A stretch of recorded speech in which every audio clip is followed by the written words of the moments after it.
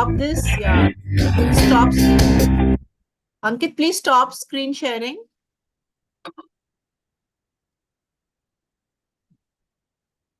Good morning. Good evening, sir. Good evening. Good evening. How are you? Fine? Yeah, I'm fine, sir. Yeah. So it's time. Should I begin or wait? 1 or 2 minutes we can wait. So we'll wait for 1 or 2 minutes before we begin this new batch of the NEP program.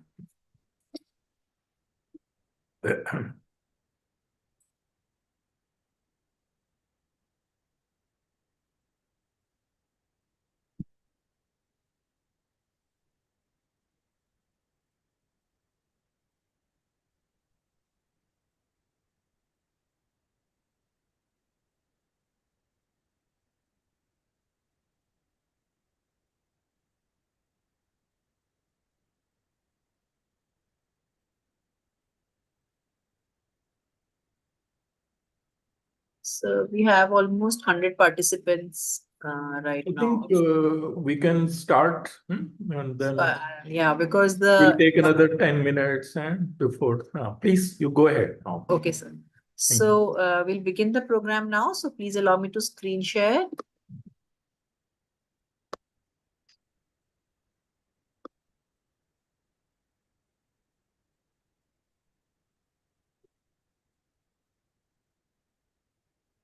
So we begin today's NEP orientation and sensitization program, the program which is beginning today and will go on till 11th August 2025. This program is a mission of the UGC Malviya Mission Teacher Training Center, program of the UGC University Grants Commission, Ministry of Education. And the program is hosted by SGTB Khalsa College, which has become a center of the Malviya Mission Teacher Training programs and is known as GAD-MMTTC, which was formerly known as Guru Angad Dev Teaching Learning Center.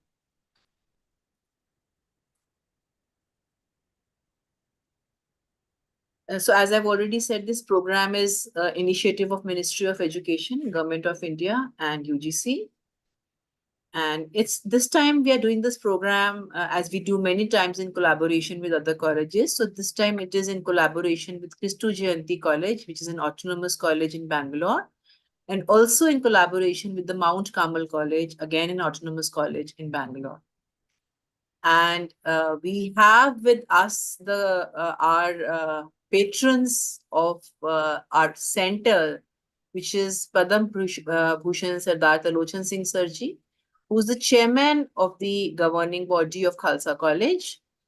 We also have our mentors, Professor Ved Prakash sir, who's the former chairman, University Grants Commission, and our very own Professor Dr. A.K. Bakshi sir, who's here with us as the first speaker, who's the founder, VC, PDM University, Bahadurgarh, and the former VC of UPRTOU University, Allahabad. And he's the former Executive Director, Tertiary Education Commission, Mauritius. We also have with us in the executive team, Professor Gurmohinder Singh Sir, who is the principal of Khalsa College, University of Delhi, and Professor Vimal Rar, who is the director, UGC-MMTTC, who's the professor here in this college in the Department of Chemistry, and also a member of the expert committee of MMT program, UGC. In the organizing team, we have Professor Sarita Pasi from Zakir Hussain Delhi College, which is me. We also have Dr. Cynthia Vinny, Christu Jayanti College, and Dr. Kanimori, again from the same college. And we also have Dr. Anto Juliet Mary and Dr. Suba Manuel from the Mount Carmel College, who are our partner colleges in this program. So we'll begin this program, the session. We have 2 sessions each day.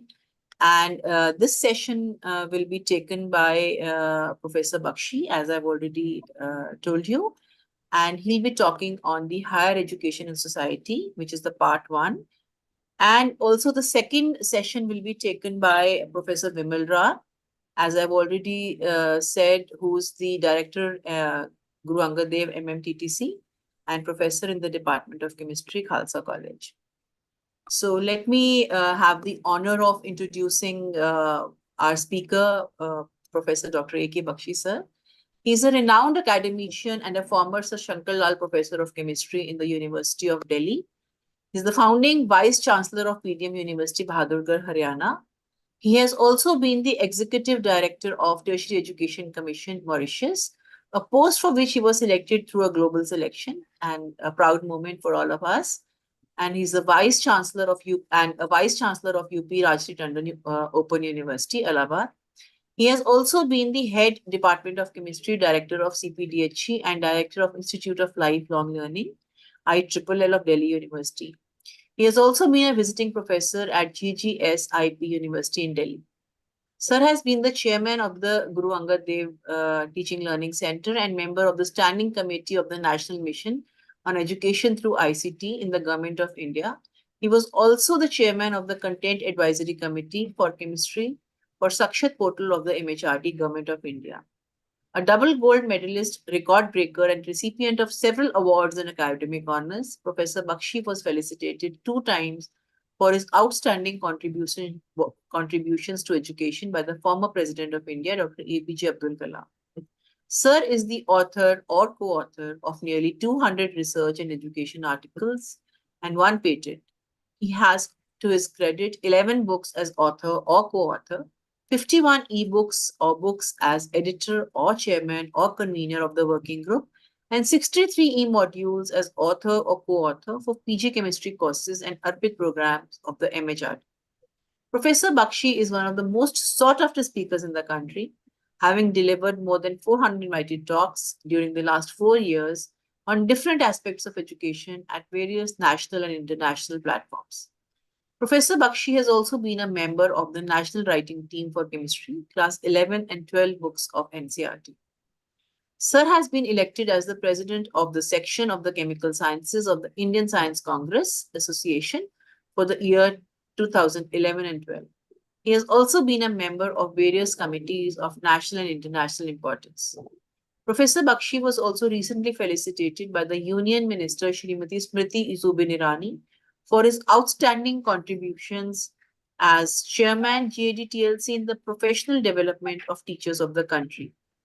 He is also one of the first persons from universities in India to have been selected as a member scientist of the 3rd Indian Research Expedition to Antarctica.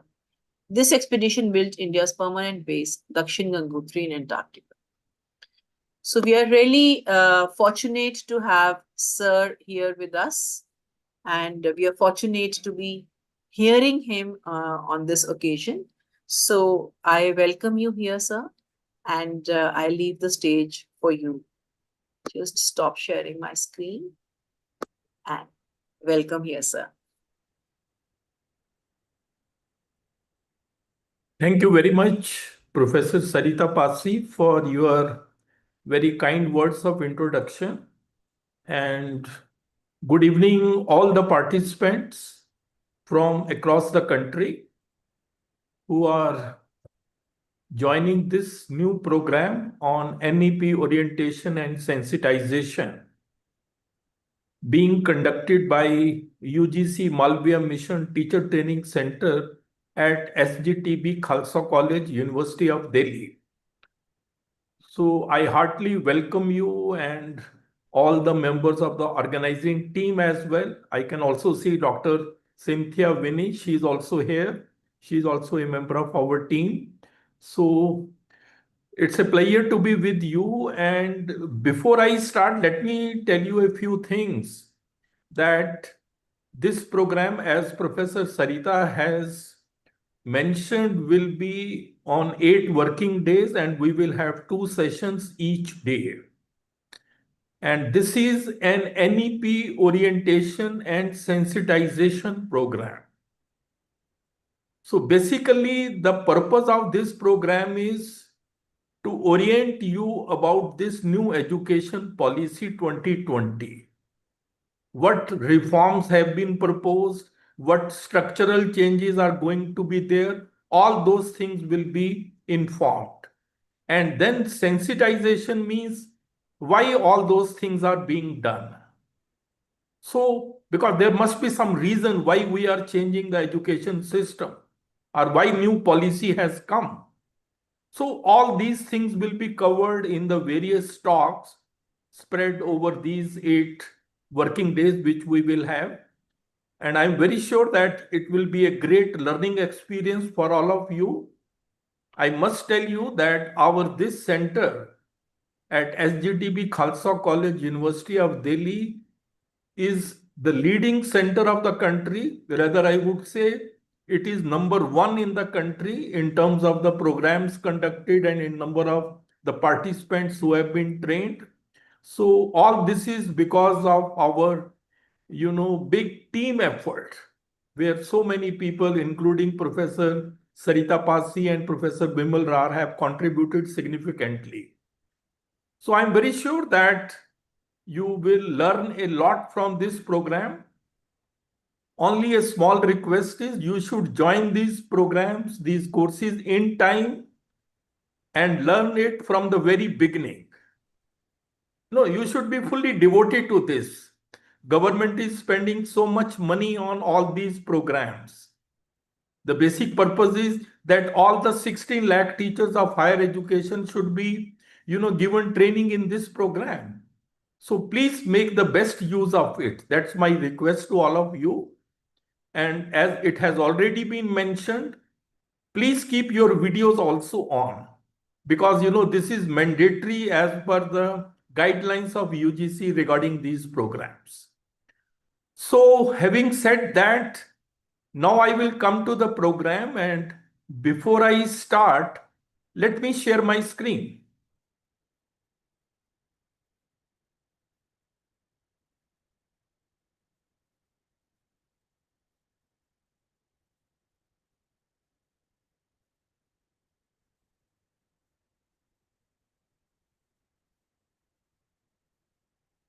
So this is the title of my talk, in the light of NEP 2020, Empowering Teachers for Challenges in Higher Education in India in the 21st Century. See, this is a very important talk because it will talk about all the challenges which lie ahead in the context of higher education in India. You should be aware of all those challenges. And as it's written here, challenges are the opportunities in disguise. So look at each challenge as an opportunity before you. So to begin with, this talk is going to be very important. It will cover all important aspects of the policy and the challenges. This talk actually is going to be a motivational talk based on NEP 2020 with an aim to empower you so that you can succeed and thrive in the 21st century. And believe you me, it's going to be a game changer for each one of you. If you just listen, understand, and then follow it. This talk is based on my conceptualization and experience and will prepare you for facing the challenges in your professional and even to a great extent in your personal lives also. The thinking behind the talk is, give a man a fish and you feed him for a day. Teach a man how to fish and you feed him for a lifetime. So this talk will be like teaching you how to fish. So look at this talk from that perspective. This talk is going to be in 2 parts. In part A, I will just give a very brief introduction about National Education Policy 2020. Although I am sure all of you must be knowing, but just a very quick recap of this. And in part B, I will talk about the challenges which lie ahead. Now, what is the spirit behind National Education Policy 2020? This could be a question in your mind. Why we have come out with this policy? See, one thing you have to remember, it is an education policy, and education is relevant and of quality only when it is able to serve the needs of the changing society. Otherwise, education has no meaning. And in the 21st century, world is changing very, very fast, mainly because of technological advancements. The needs of the society are changing, and therefore this new education policy had to come. If you look at the history, the first education policy came in 1968, second came in 1986, and now the policy came in 2020. So it is the first education policy of the 21st century. And therefore, this policy proposes various reforms in education that are suited to 21st century needs. So this, policy has to be looked from that perspective, how the needs of the society are changing. And if you go through the document of NEP 2020, it is a visionary document which expresses the aspirations of the nation and which aims at making India a global knowledge superpower. See, when I say global knowledge superpower, it means superpower not only in terms of knowledge dissemination, but also in terms of knowledge creation. And knowledge creation is research. So you have to excel both in teaching as well as in research. And then second is global study destination. Our higher educational institutions should become so good that learners from all over the world come to India for their higher studies. That is another aim of this. And here, again, I am emphasizing, and it's for all of you, that we need to focus both on teaching as well as research. Because, research creates new knowledge, while teaching spreads existing knowledge. Both are important, no doubt. But then research is more important than teaching. Teaching is like lighting the lamp, while research is like building the road ahead. So you can see the connection between the two. So one has to keep this in mind. This is especially I am saying for the young teachers. Most of the time I notice that they are devoting most of the time to teaching, and research suffers, or if they do research, that's not the quality research. So that is also to be avoided. And then this policy talks about making India a vibrant knowledge society. Now, what is the meaning of vibrant knowledge society? A vibrant knowledge society is a dynamic community where knowledge is actively created. That means you do research, then that is shared, and then that is utilized to drive innovation, economic growth, and social well-being.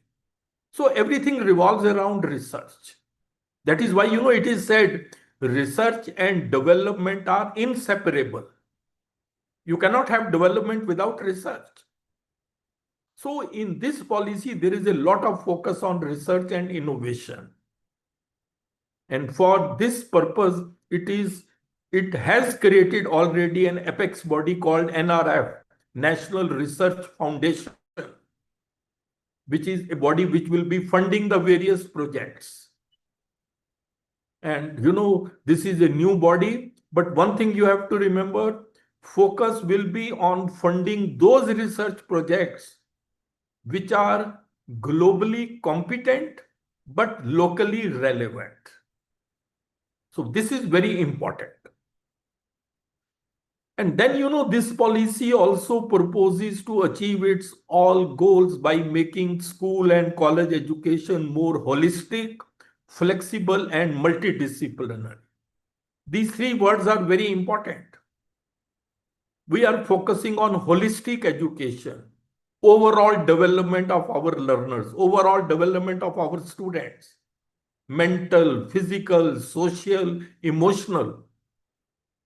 We need to focus on overall development because, wherever you present yourself as a whole. Therefore, holistic growth is very, very important. And then flexibility is a very important feature of this policy. For the first time, we have multiple entry and exit options. If you exit after 1 year, you can get a certificate, then 2 years, then diploma, then degree with research, all that. And all this is made possible through academic bank of credits. So this is another feature. And then multidisciplinary. About that, I will talk little later. And this academic bank of credits is very important, going to play a very important role in multiple entry and exit options. This was my article in Times of India's Education Times about academic bank of credits, where the title is An Opportunity to Design Your Own Degree. And this is the holistic which I was referring to: physical, emotional, mental, and social. So that is why, this policy integrates academics with co-curricular and vocational subjects. All are treated at par. That is basically a step towards holistic development, so that people do not look down upon vocational training.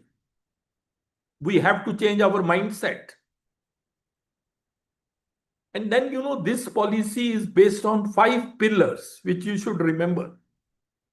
One is access. This is focusing on enhancing access to higher education in the country. Currently, gross enrollment ratio in India is about 28%.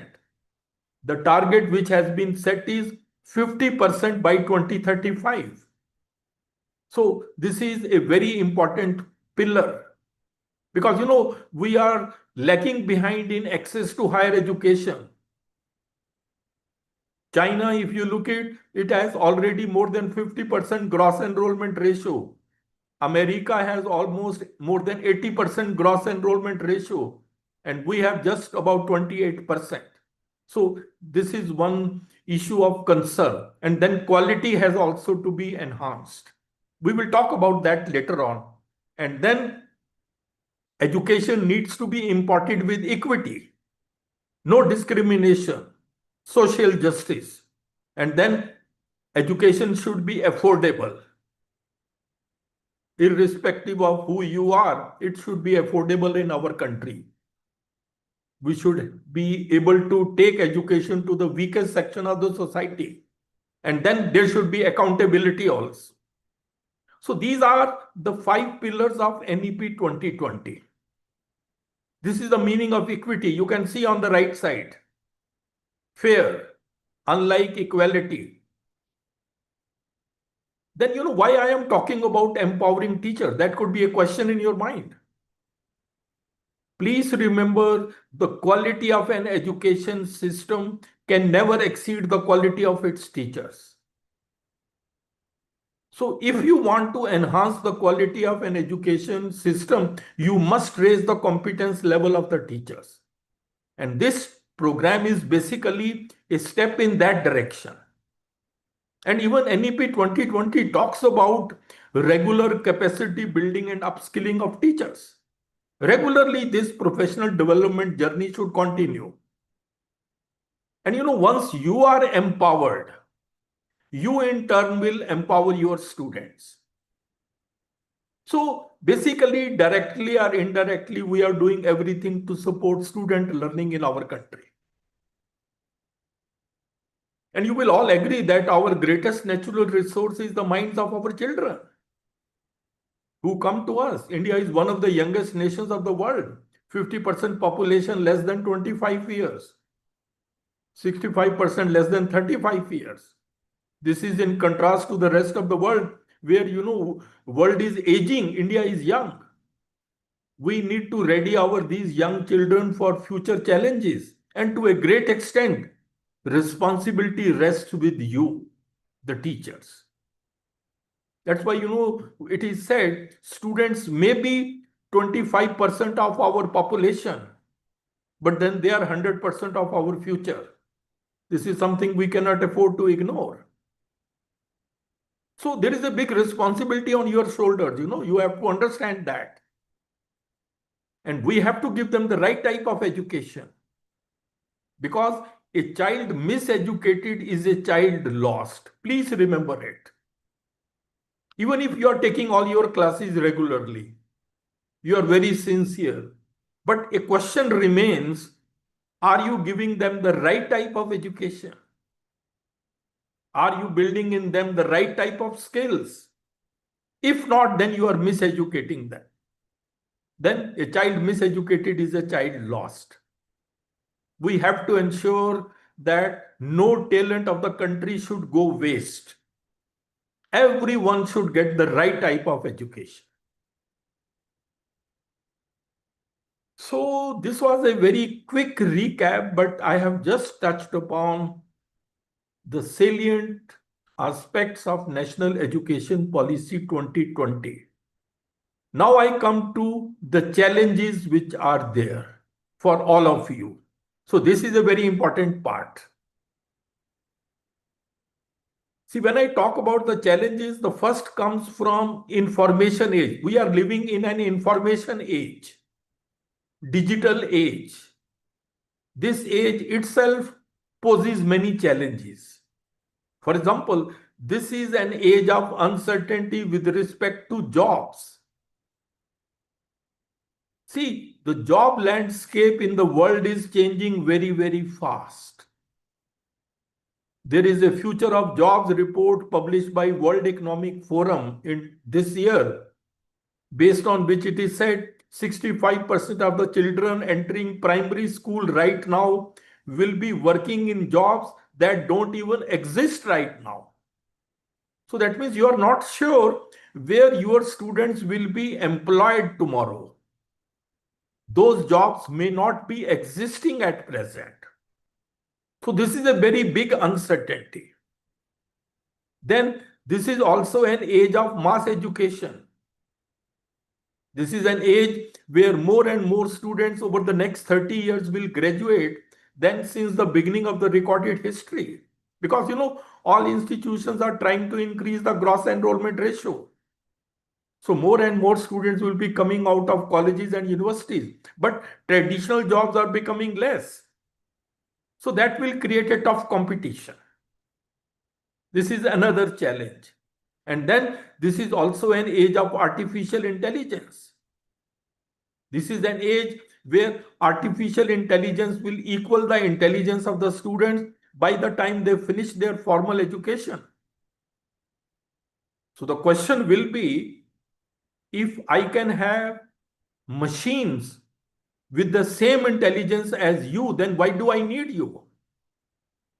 So that is a challenge. And look at this. All those jobs which are of repetitive or predictable nature, which require no critical thinking, no critical analysis, no research base, no specialization, all those jobs are going to be in danger, either due to artificial intelligence, automation, or robotics. Look at the picture. Humans working with robots. And now Elon Musk has stated that very soon we will have AI systems which will be smarter than the smartest human on the earth, maybe by this or next year. So you can see that this information or digital age is posing so many challenges. Now the challenge before a teacher is going to be this: what to teach and how to teach, so that our children are successful in a future which is so uncertain. This is going to be a very big challenge. You don't know. We will come to their solutions later on, but this is a very big challenge. Second challenge comes from sustainable development goals. See, sustainable development is the burning issue in the world at present. What is sustainable development? You all know sustainable means something which can be maintained for a long period of time, especially keeping in view the future generations. Development is always economic development. So first question is why there is so much concern about sustainable development. That could be a question in your mind. See, the concern is because of these reasons. Population is exploding very fast. Currently, we have 8 billion people in the world. By 2050, we will have 9.7 billion people. So, this population explosion will lead to fast depletion of resources, including food, minerals, and others. There is going to be water scarcity in the years to come. Even FAO report says that even this year, 1.8 billion people will face acute water scarcity. Then there is a problem of environmental degradation. And then climate change, rising sea levels, increase in atmospheric temperature, all these are the issues of concern. That is why there is so much concern that what will happen in future. And therefore, United Nations, as you all know, in 2015 gave 17 sustainable development goals for achieving them by 2030. But United Nations did not give any roadmap, because roadmap cannot be given, because world is full of diversity. Nature of the problem varies from region to region, and the solution which is applicable in one region may not be applicable elsewhere. And all these 17 goals form part of United Nations Agenda 2030. This agreement was signed by 193 countries, including India. India is a signatory to this. And look at, these are the 17 goals.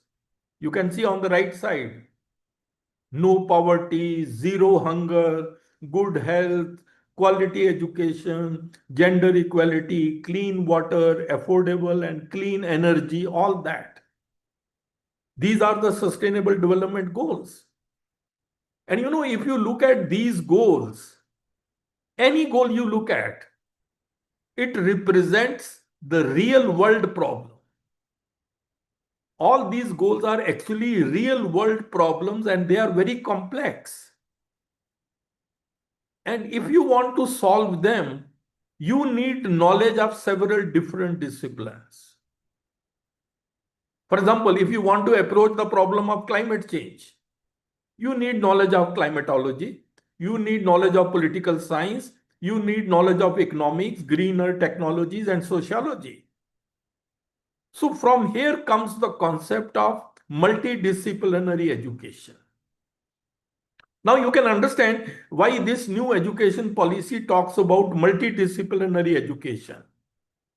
Because multidisciplinary education will allow students to gain a deeper understanding of the subject matter through the lens of different disciplines. You look at one problem through the lens of different disciplines. That is the basic thinking. And then it is believed that it will make students more creative and flexible in their thinking. That is basically the rationale behind introducing multidisciplinary education.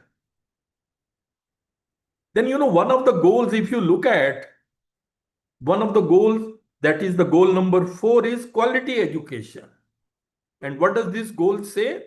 Ensure inclusive and equitable quality education and promote lifelong learning opportunities for all.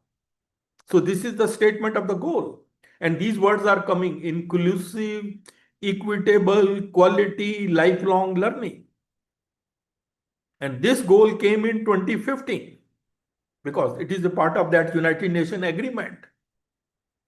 And our policy came in 2020. So if you examine the two, you will notice that the various provisions of NEP 2020 are basically based on this goal, which came in 2015.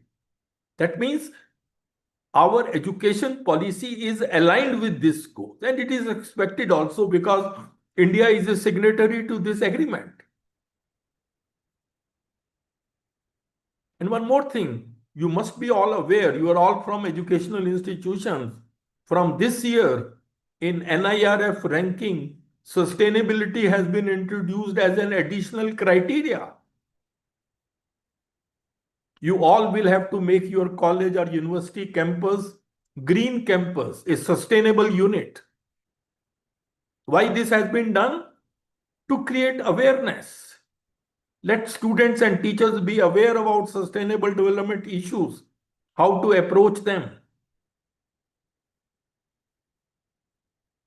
So that is basically the thinking. And this is my book, which came just a few days back. This is Energy for Sustainable Future. This is published by the National Book Trust of India. Now, the third challenge, in my opinion, is you will also be thinking the same way.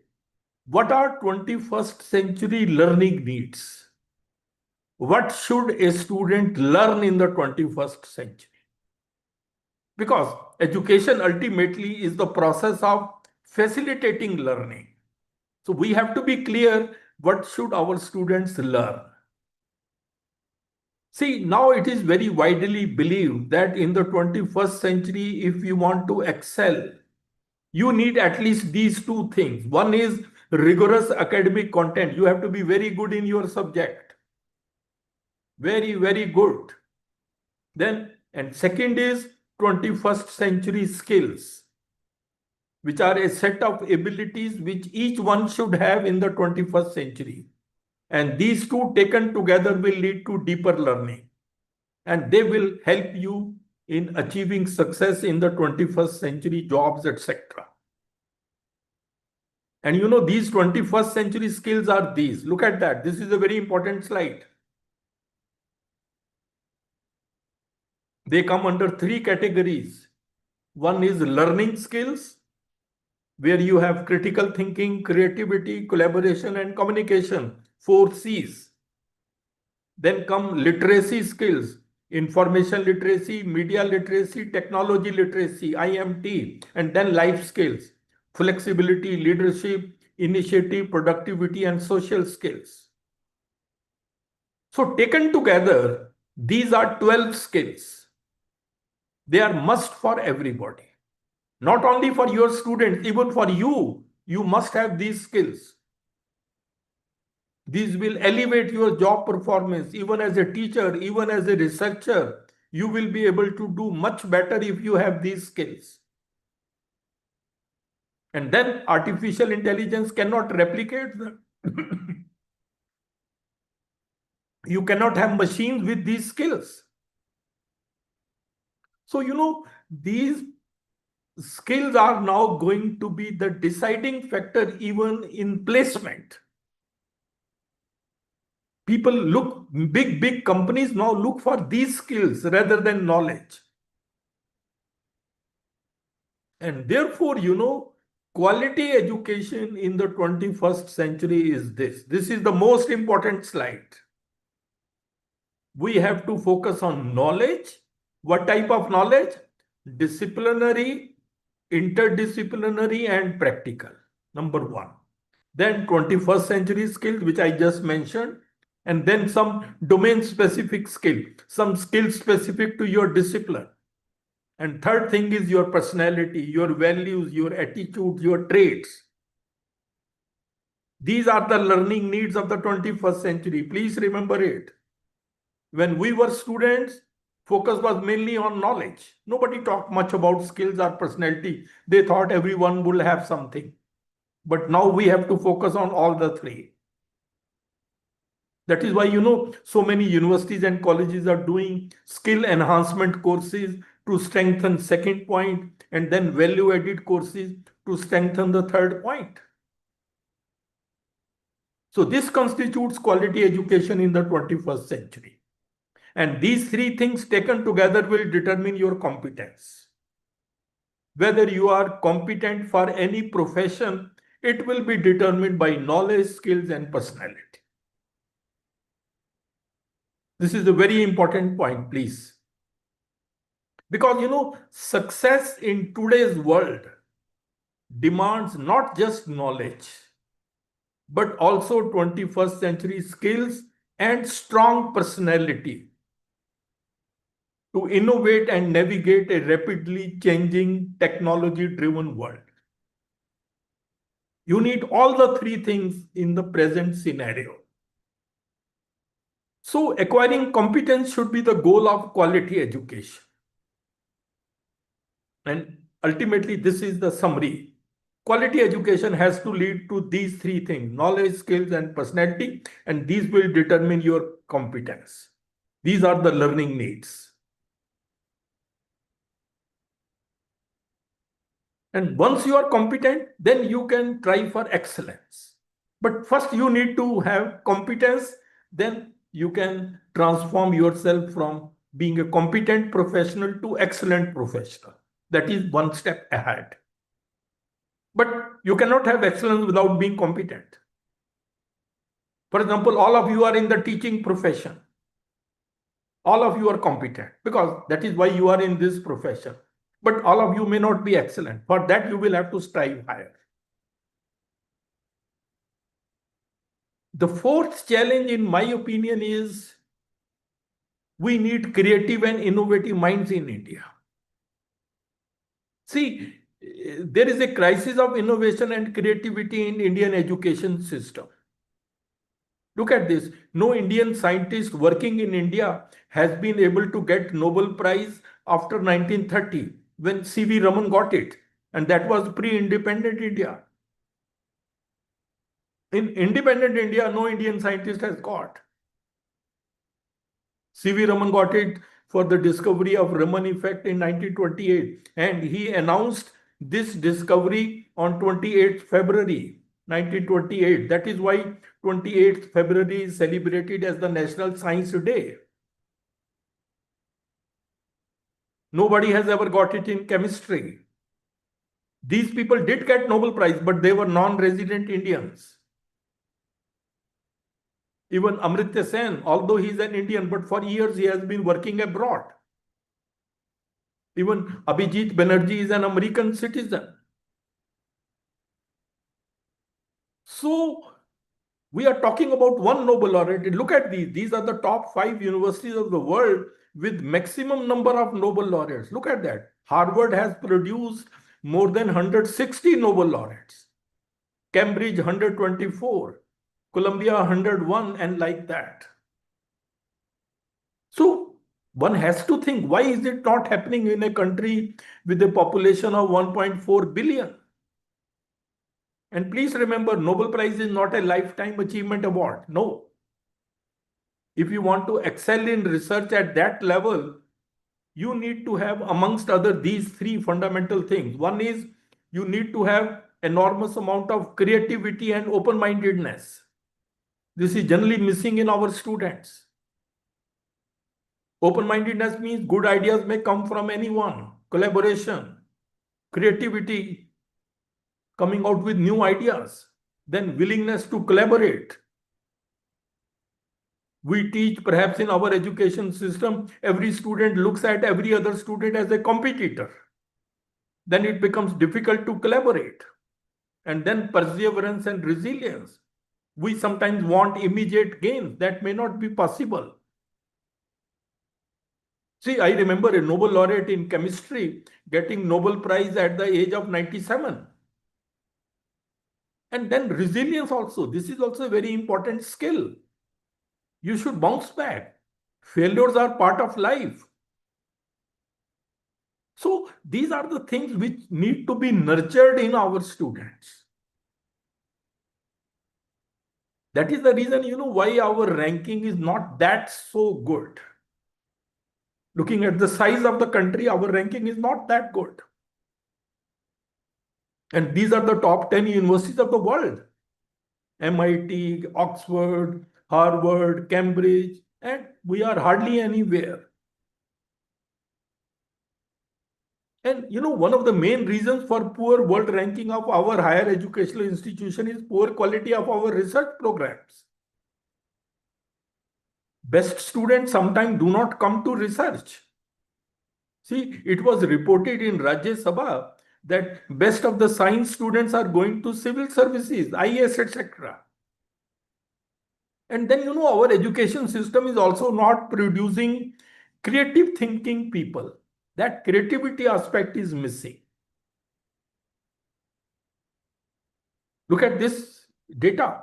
99% of the higher educational institutions of India are not contributing to the country's high quality knowledge creation. 99%. Most of them are doing routine research, promotion driven research.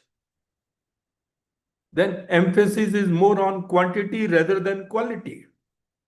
And then predatory journals have come which have further compromised the quality of research. So, these are the realities. Facts don't cease to exist just because we ignore them. And please remember, as I said earlier, research only propels humanity forward. Research and development are inseparable, and without research, the world will slow to halt. So now the question comes, why do we lack in quality research? What is the basic reason? It has to do with our education system. There is a fundamental flaw in our education system. Look at this small video, it will be an eye-opener. For decades, people have been finding hundreds of flaws in the education system. No conceptual understanding, no creativity, children are stressed, and the list goes on. All these are symptoms.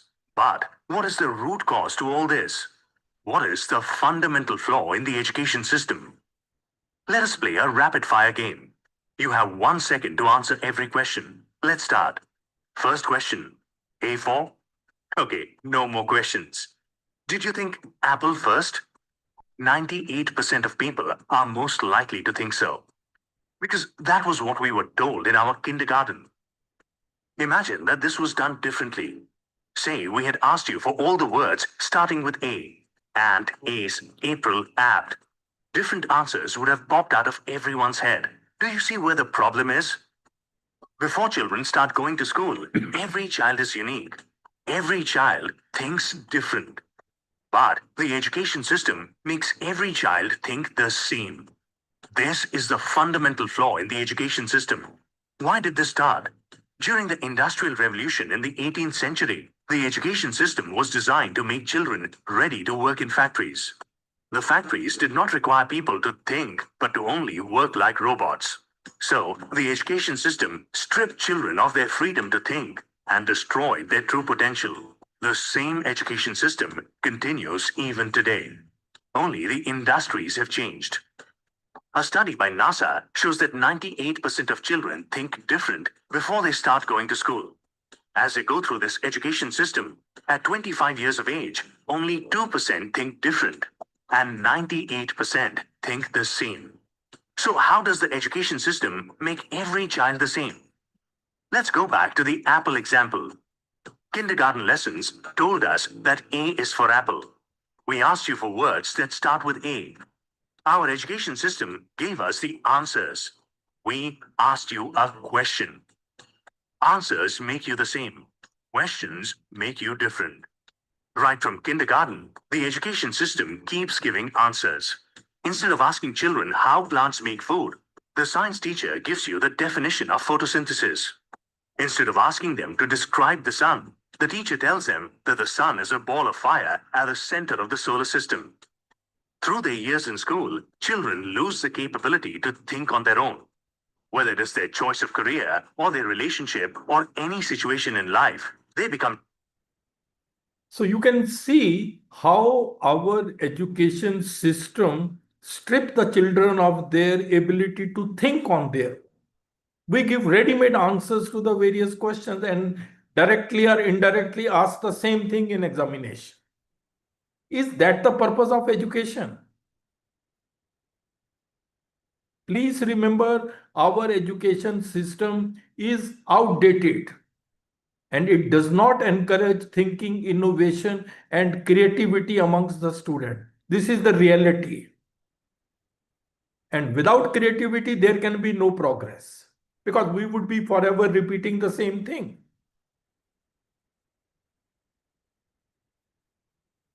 And therefore, now the next challenge is how to enhance the quality of higher education imparted in India. That could be the next question, logical. Now, To enhance quality, first we must understand that in any education system, three things are very important. What do we teach? That is curriculum. How do we teach? That is pedagogy. And then how do we assess our students? And if you look at India's education system, we have 21st century students. Sometimes we are teaching them 19th century content. Our methods of teaching, our assessment methods, our courses architecture, all old, outdated 20th century. We haven't changed much with the changing times. That is the problem.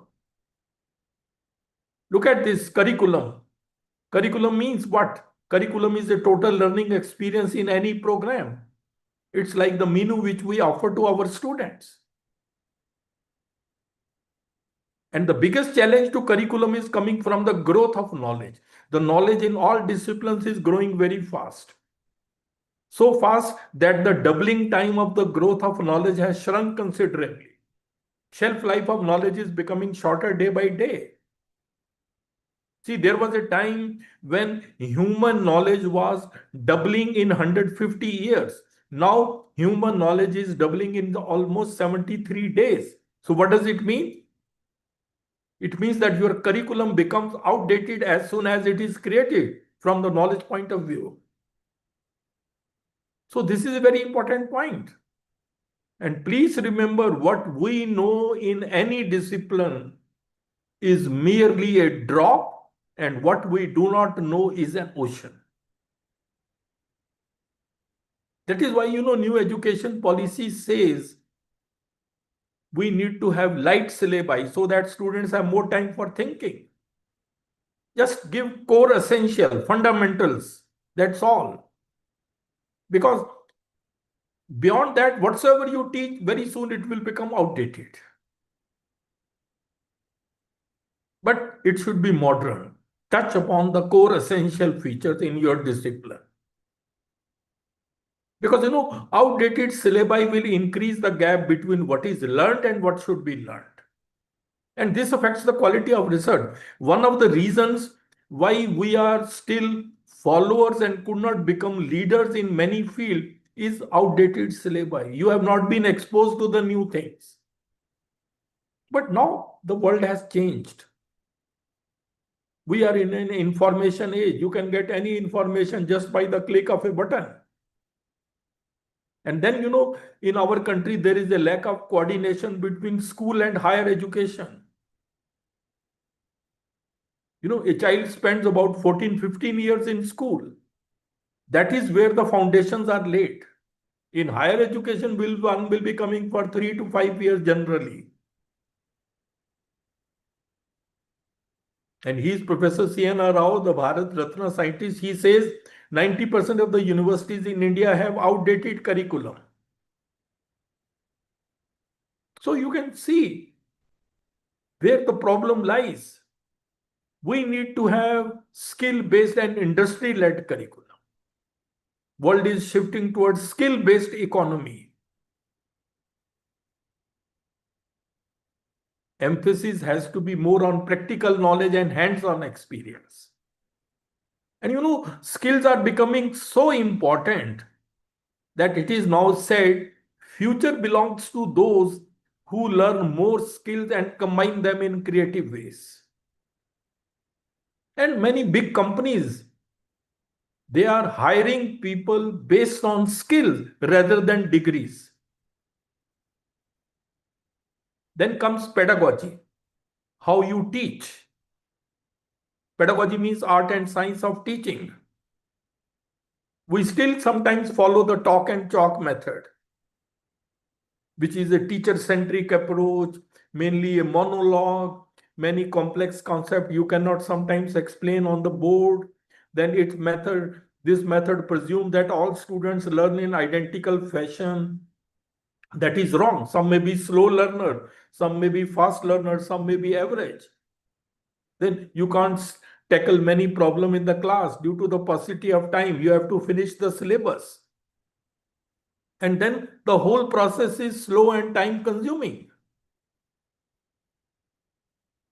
So you can see how our traditional talk and chalk method is having so many limitations. And then this method focuses more on examination, rote learning, and scoring high marks. This is very unfortunate. This is today's reality in every discipline. Nobody wants to learn concepts. Everybody wants to score 90 plus marks. See, irony of our country is that focus is generally on well-filled mind. Keep on filling the minds of young people with more and more knowledge. No, what we need is well-formed mind. The mind which is formed out of thinking, innovation, and creativity. So we need to shift focus. And please remember, era of rote learning is over. Real education is that which transforms the learners. Just as a seed gets transformed to plant and then to tree, similar transformation must occur in the learners. That is why, under new education policy, we talk about learner-centric education. We need to shift from teacher-centric to learner-centric education. What is the thinking behind learner-centric education? The thinking is that students will learn best when they are engrossed in the topic, motivated to seek out new knowledge and skills because they need them to solve the problems at hand. Let them be engaged in activities. And these days, outcome-based education we are all talking about. Outcome-based education is a learner-centric approach. What is the thinking behind outcome-based education? The thinking is, see, earlier what we used to say, oh, I have finished my syllabus, I have covered everything. Now they don't want that. Whatsoever you have done, ultimately they want to know whether the students have achieved the outcomes expected in them or not. That is the shift now. We should not only produce graduates, we should produce capable graduates. See, degrees means what? Degrees means you have studied these subjects. But now the question which is being asked is, okay, whatsoever you have studied, based on that, what you can do, tell us that. Therefore, learning is now going to be more important than teaching. You may use flexible method, you may use any method. Ultimately, the outcome must be there in our students. And even assessment methods should change. Assessment should be not only of rote learning or memorization, but of the application, problem-solving ability. This is the key thinking behind outcome-based education. See, you can see how the world is changing. On each of these aspects, one can have a full lecture, but I am just giving you an overview. And therefore, please remember, outcome-based education is the destination. But learner-centric education is the pathway. That is the approach to outcome-based education. And through learner-centric education, learners will also change. In the teacher-centric approach, they are merely passive listener taking down the notes. No, now they will become active, highly independent and creative thinkers because they themselves will do the various activities.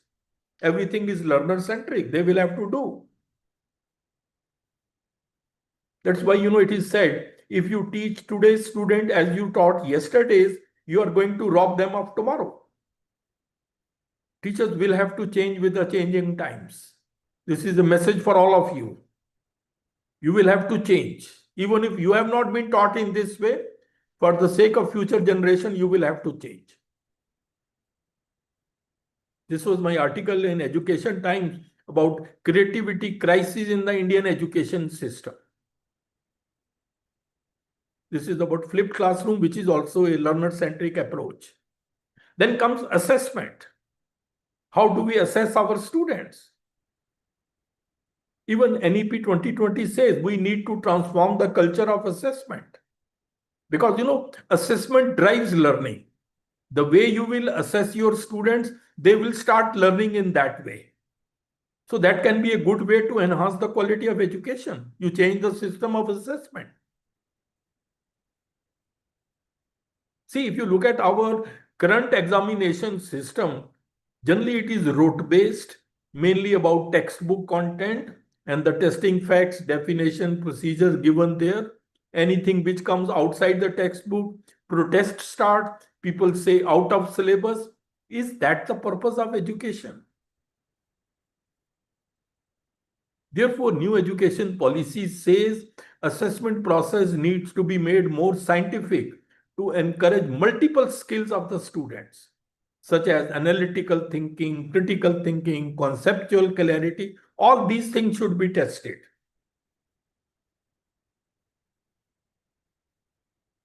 We need to have such questions in examination which focus on discouraging rote learning, which test conceptual clarity, which encourage thinking, innovation, and creativity among students, which deal with real life situations, unfamiliar situations, and which enhance problem solving and analytical abilities of the students. But setting such questions is also a challenge.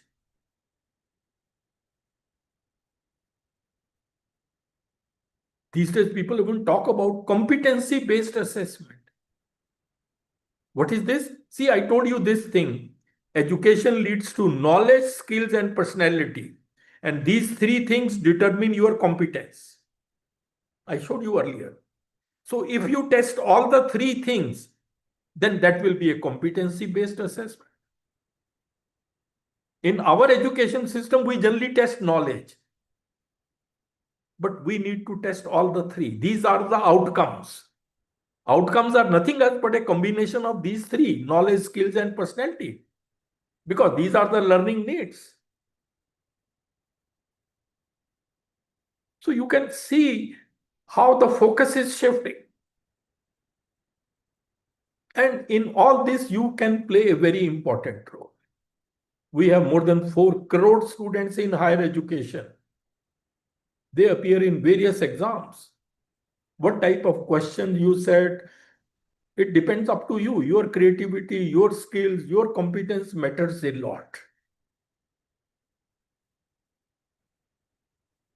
Then, the sixth challenge, in my opinion, is we need to embrace technology and become tech savvy. This is also a challenge because it is difficult to imagine education without technology in the 21st century.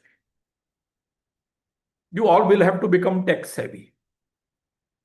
Even NEP 2020 says that the relationship between technology and education at all levels is bidirectional. What does it mean? Technology enhances the quality of education, and enhanced quality of education then further helps in improving the technology. So they feed on each other. And even this policy talks about creating National Educational Technology Forum, which basically is to facilitate technology adoption in the universities and colleges. And you will all agree that technology has totally changed the way education is imparted now. All this happened after Corona times. We all became tech savvy. But one thing you should remember, technology teachers will have to become tech savvy. Because being tech savvy is now no longer optional for you. It is essential if you want to provide high quality education, meeting the needs of modern students and preparing them for a technology driven world. See, irrespective of your age, you may be a very senior professor. Still, you will have to become tech savvy for the sake of students. But one thing more, you have to keep it in mind that technology is only a tool. It's only a tool, but human ingenuity blended with technology can do wonders. It's up to you how you use technology. Human creativity, vision, and problem solving ability can truly unlock the potential of technology. It's up to you what you can get out of technology. It depends upon your creativity, your vision, and your problem solving ability. And even students should be told that technology should be used strategically to benefit the students. Our students, unfortunately, are making excessive use of technology. The result is they have stopped thinking. It has adversely impacted their creativity. They cannot come out with new ideas. They have even forgotten how to write with the hand. They are so much dependent on technology. That has to be avoided. And please remember, technology is a journey. Artificial intelligence is now coming, which is redefining the world, education. Then artificial intelligence is going to revolutionize the way we teach, learn, and research.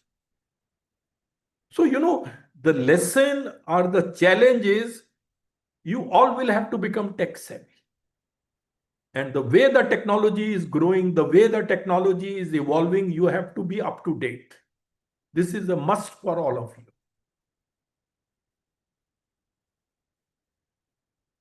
And please remember, technology will never replace great teachers, but technology in the hands of great teachers is transformational. Be tech savvy, be a great teacher, then become tech savvy. That combination can do wonders. But many teachers are doing one mistake. They are becoming tech savvy, but they are losing touch with their own subject. They don't read much about their own subject. That is wrong. You are a teacher first in your discipline. Technology is only a tool.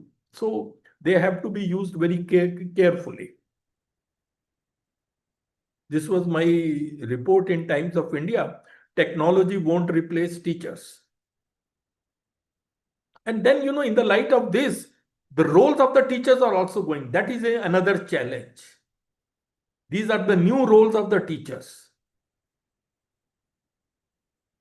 The roles of the teachers are going to change significantly in the 21st century. You will have to become tech savvy in ICT skills, 21st century skills, artificial intelligence skills. See, if your students are enrolled in e-learning and MOOCs, and if they have some query, who will answer? You only. So you must learn how to manage virtual classroom and discussion forum. You need to engage students by learner-centric pedagogy. All these are the new roles. You should be proficient in the development of e-content and MOOCs. There are about 4,000 MOOCs on SWAYAM platform. Who has developed them? Teachers only. Why not you? You should have excellent writing skill. You have to be a digital content creator. This is a new role.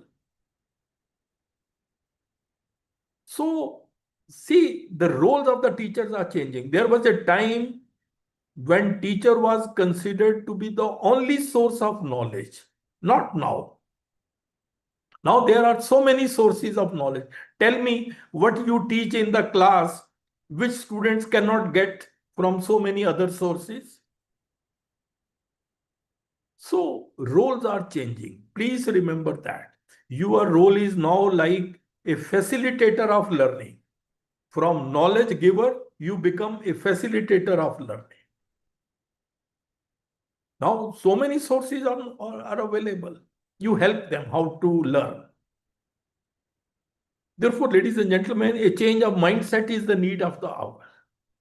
Don't think that what I know is enough. No, I must learn more. And look at the quote. Birds born in a cage think flying is an illness. You have to change your mindset. And now I come to the last part, and that is some personality development tips for enhancing your competence, taking you to excellence. See, I told you this slide earlier. Your competence is determined by knowledge, skills, and personality. But in our education system, very unfortunate, we focus more on knowledge. Now we will have to focus on knowledge, skills, and personality also. All the three things are required for competence and for enhancing competence as well. By personality, I mean a set of traits and behavior that characterize an individual. Personality doesn't mean your looks only. No. And why personality is important? Look at this quote. 87% of all people fail not because of capability, but because of personality. And the worst part is they do not know that their personality is coming in the way of their job performance. This is a serious problem in our country. Many people fail because of just personality traits. See, personality traits provide the underlying resilience and drive which is needed to leverage knowledge and skills. You may be knowledgeable, you may be skilled, but personality traits will provide that resilience and drive to leverage both of them. That is the importance of personality traits. And please remember, personality influences almost every aspect of human life. Your personality can transform your future. Therefore, I am going to give you some personality development tips in the form of life lessons to enhance your competence. See, when I was a student, nobody told us these things. I wish somebody would have told us. Therefore, I make it a point to be a part of my lecture so that you also learn and then you can pass on the same thing to your students. But please remember, life can only be understood backwards. But then it has to be lived forward. There is no way out. Look at this picture. Grand old lady telling little girl, life looks like an eternity, but actually it is just a short trip. You don't know when the trip will be over. Therefore, learn the art of living. This is the very important point. It's very unfortunate that most of the people in this world only exist. Living has become rare. So when I say art of living means capability to draw pleasure from life and to succeed in the greatest test called life. Life itself is a great test. You have to be successful in that. And for that, you need to learn the art of living. And please remember, you only live once. But if you do it right, I think one is more than enough. But one thing you should remember, whatsoever your age is, that years has gone. You may be 30, 40, 50, whatsoever may be your age. You cannot get back that time, but still you can change your life. So my first advice to you will be, you should be proactive in life. This is the first important tip for all of you. Be proactive in life. See, everyone chooses how to approach life. If you are proactive, you focus on preparing. If you are reactive, you end up focusing on repairing. The choice is yours. Proactive people are able to take initiative. They are able to make choices, and hence they are able to control outcomes. These are the benefits of being proactive. See, that's why it is said the secret of success is to be ready when your opportunity comes. And that is possible only if you are proactive. Then come out of your comfort zone. Another important tip. Many young people these days start living very soon in a comfort zone. Oh, I am getting good salary. My husband or wife getting good salary. Children are well set. So it's okay. So that's a sort of comfort zone. You have to come out of your comfort zone. Life begins at the end of your comfort zone. It's only after you have stepped out of your comfort zone that you begin to change, grow, and transform. Come out of the comfort zone, plan and manage your career very well. All this is very important. And for that, you will have to work hard very sensibly. I know most of you must be very hard working, but sensible is important. Sensible means direction is more important than speed. In what direction your life is going, in what direction your career is going. You have to be the CEO of your career destiny. Choose your direction very carefully. Nobody else will do it for you. Of course, you are free to choose any direction, but then you will not be free from the consequences of your choice. This is a very common mistake people make. Choose your direction very carefully, and then life is a process. No one rises suddenly in the world, not even the sun. Choose the direction, be persistent, have a never give up attitude. Then there will be no looking back. Then self-belief is another quality you should have. Self-belief means, look at this. A bird sitting on a tree is never afraid of the branch breaking because her trust is not in the branch but in her own wings. Believe in yourself. This self-belief or self-confidence may not give you success, but it will give you power to face the challenges of life. Very important. Then self-discipline. This is the most important thing which I think all of you should have. Self-discipline means mastery over your thoughts. If you can control what you think, you can always control what you do. That is the thinking behind self-discipline.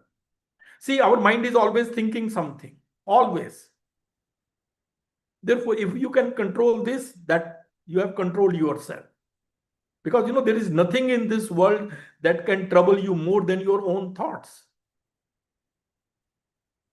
Look at this. An average person thinks 7,000 thoughts a day. Cages are not made of iron, they are made of thoughts. So, if you can learn self-control, you can master anything. Practice it. See, brain is like an organ. Mind is like a software. Software, through practice, you can control.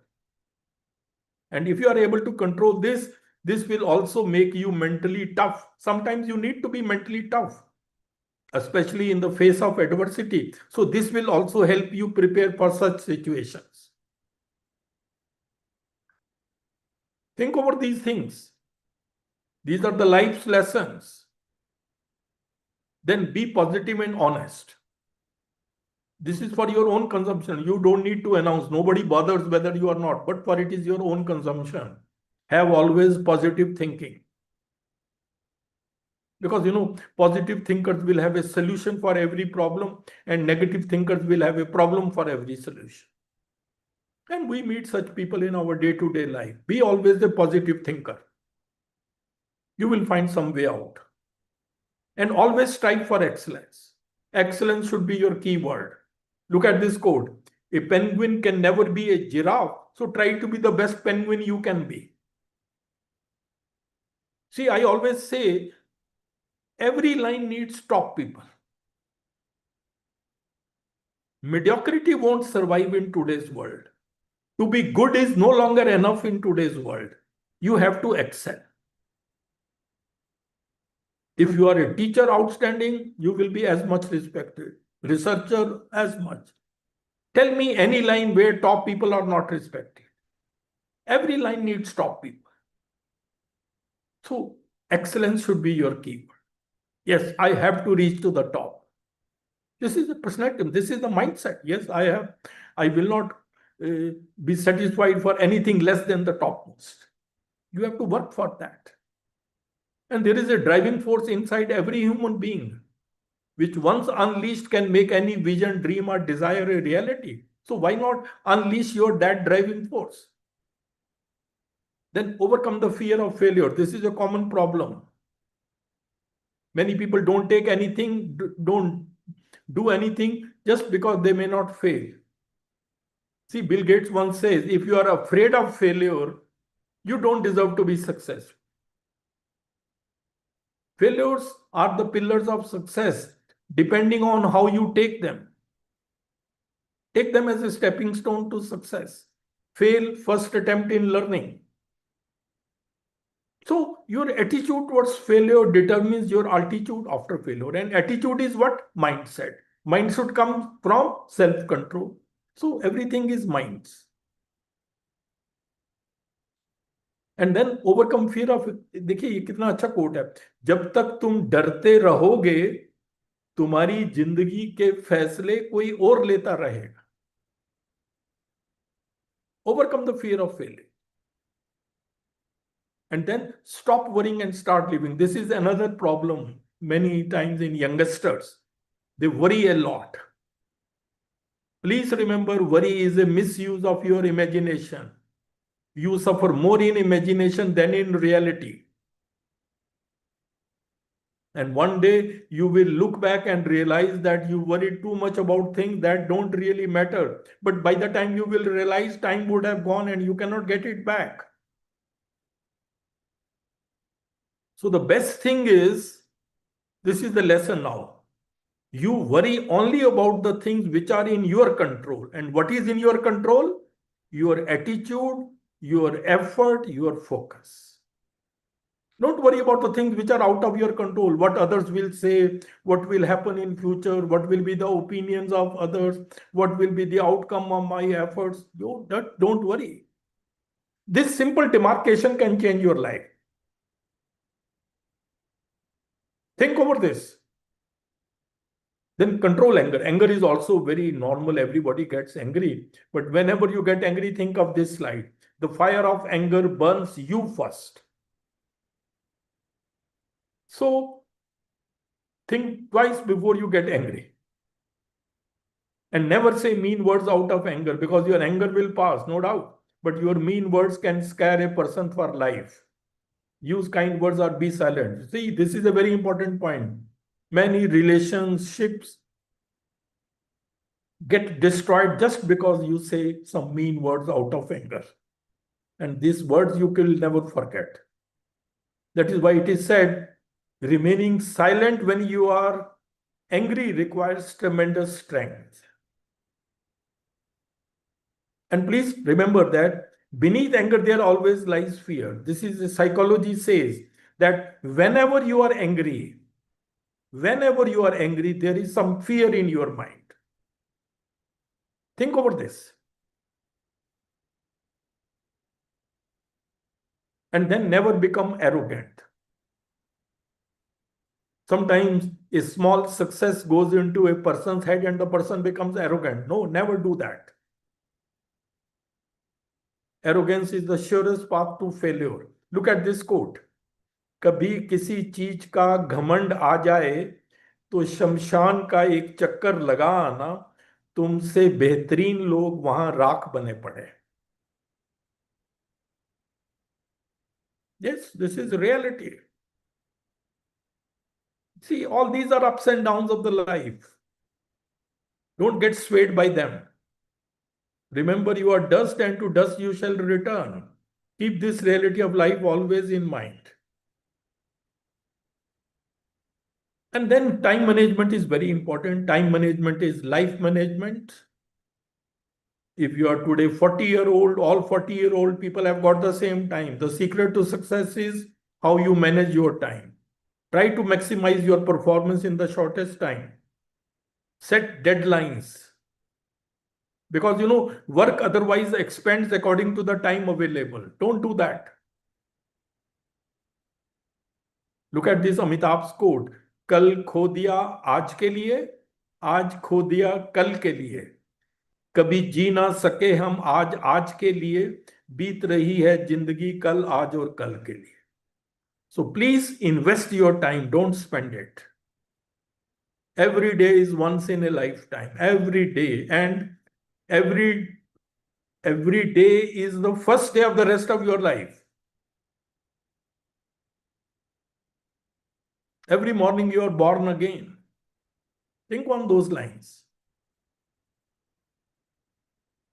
That is why it said, बंदी हैं हाथ पर सबके घड़ियां मगर पकड़ में किसी के एक लम्हा भी नहीं. Think over that. And please remember, time spares no one.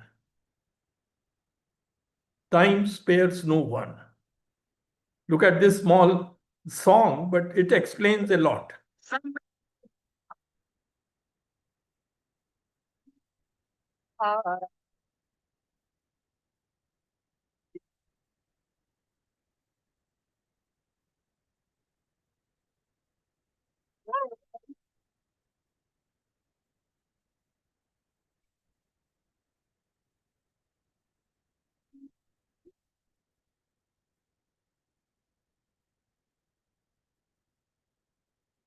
See, all these were great actors, so much fan following. Just see how their end was.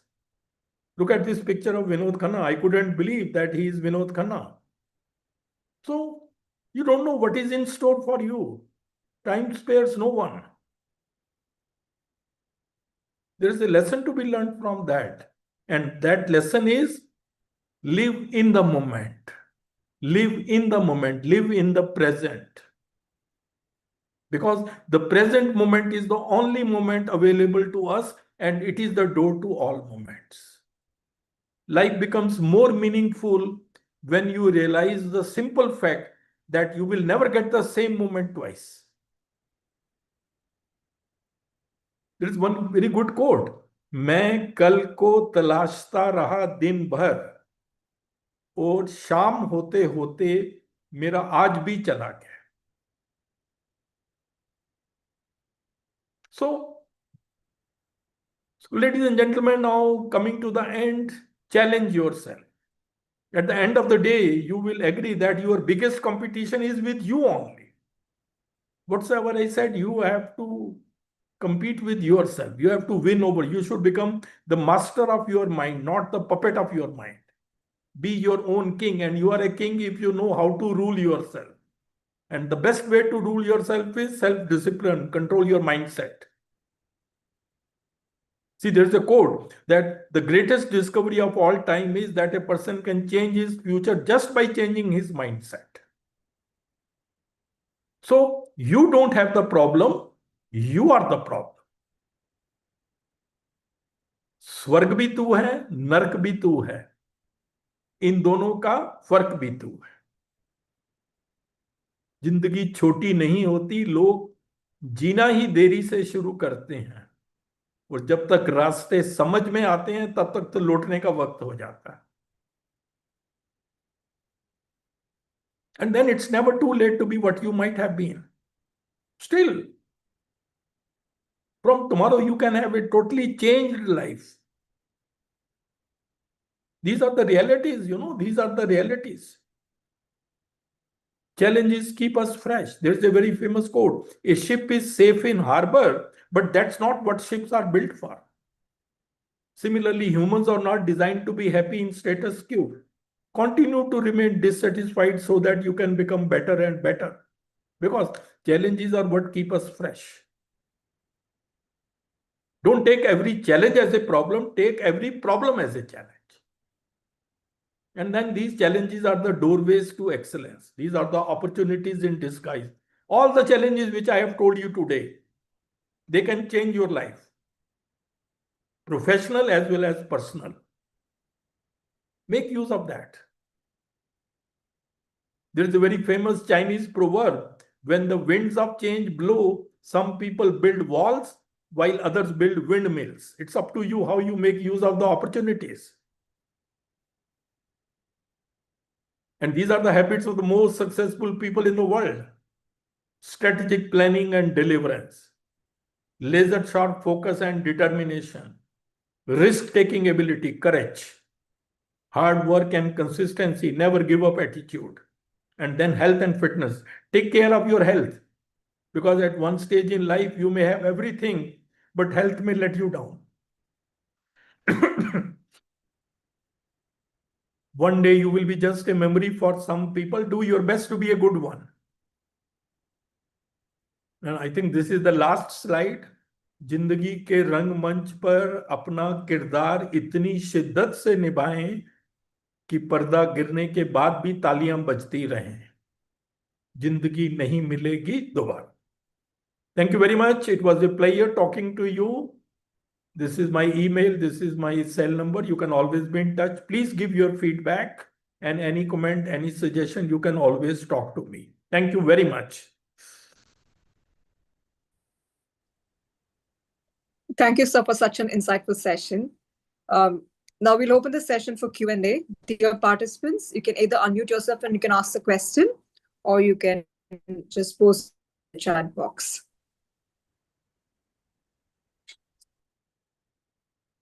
My screen sharing is not finishing. Why is it?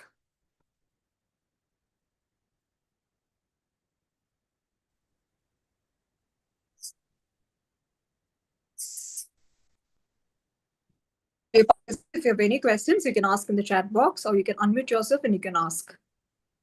Any comment, any suggestion, any question? You're most welcome. We have a couple of minutes because what's the time? Okay, Good we have evening, to. sir. Yeah, we Dr. don't have time today. So yeah, good evening, everyone, and thank you so much, sir. Vimal, you have joined. Oh, I see. Yeah, yes, please. So yeah, So we'll I think Dr. Cynthia, we can propose the vote of thanks, and questions we can request, because sir is going to take many other sessions also with us, so we can put the questions then. Yeah. Sure, ma'am. Sure. Good evening, everyone. It's my honor to deliver the vote of thanks to Professor A.K. Bakshi, sir, for his enriching session on empowering teachers for challenges in higher education in India in the 21st century. Sir, your clear articulation of the national education policy, especially its 5 pillars, provided us with a strong framework to reflect upon. Your emphasis on research and innovation over conventional teaching and the call for holistic and flexible education truly resonated with us, sir.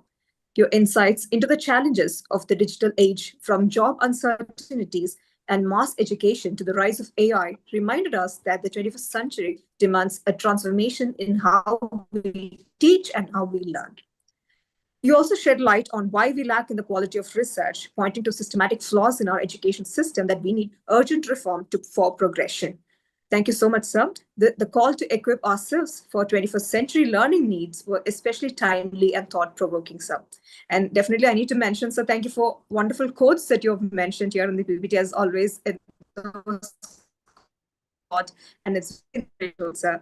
And on behalf of all the participants here, I extend our sincere gratitude to you, sir, for guiding us with such clarity, depth, and conviction. Thank you so much, sir. Thank you. Thank you very much, Dr. Cynthia Mini. And over to you, Vimal. Yeah, thank you, sir. And please be with us in the I will be very here for some informal, time. yeah, but some information that I have to give to all. And we are having collaborating institutions heads also. So may just check out whether principal from Mount Carmel College, Bangalore has joined. Dr. George Lekha, are you there?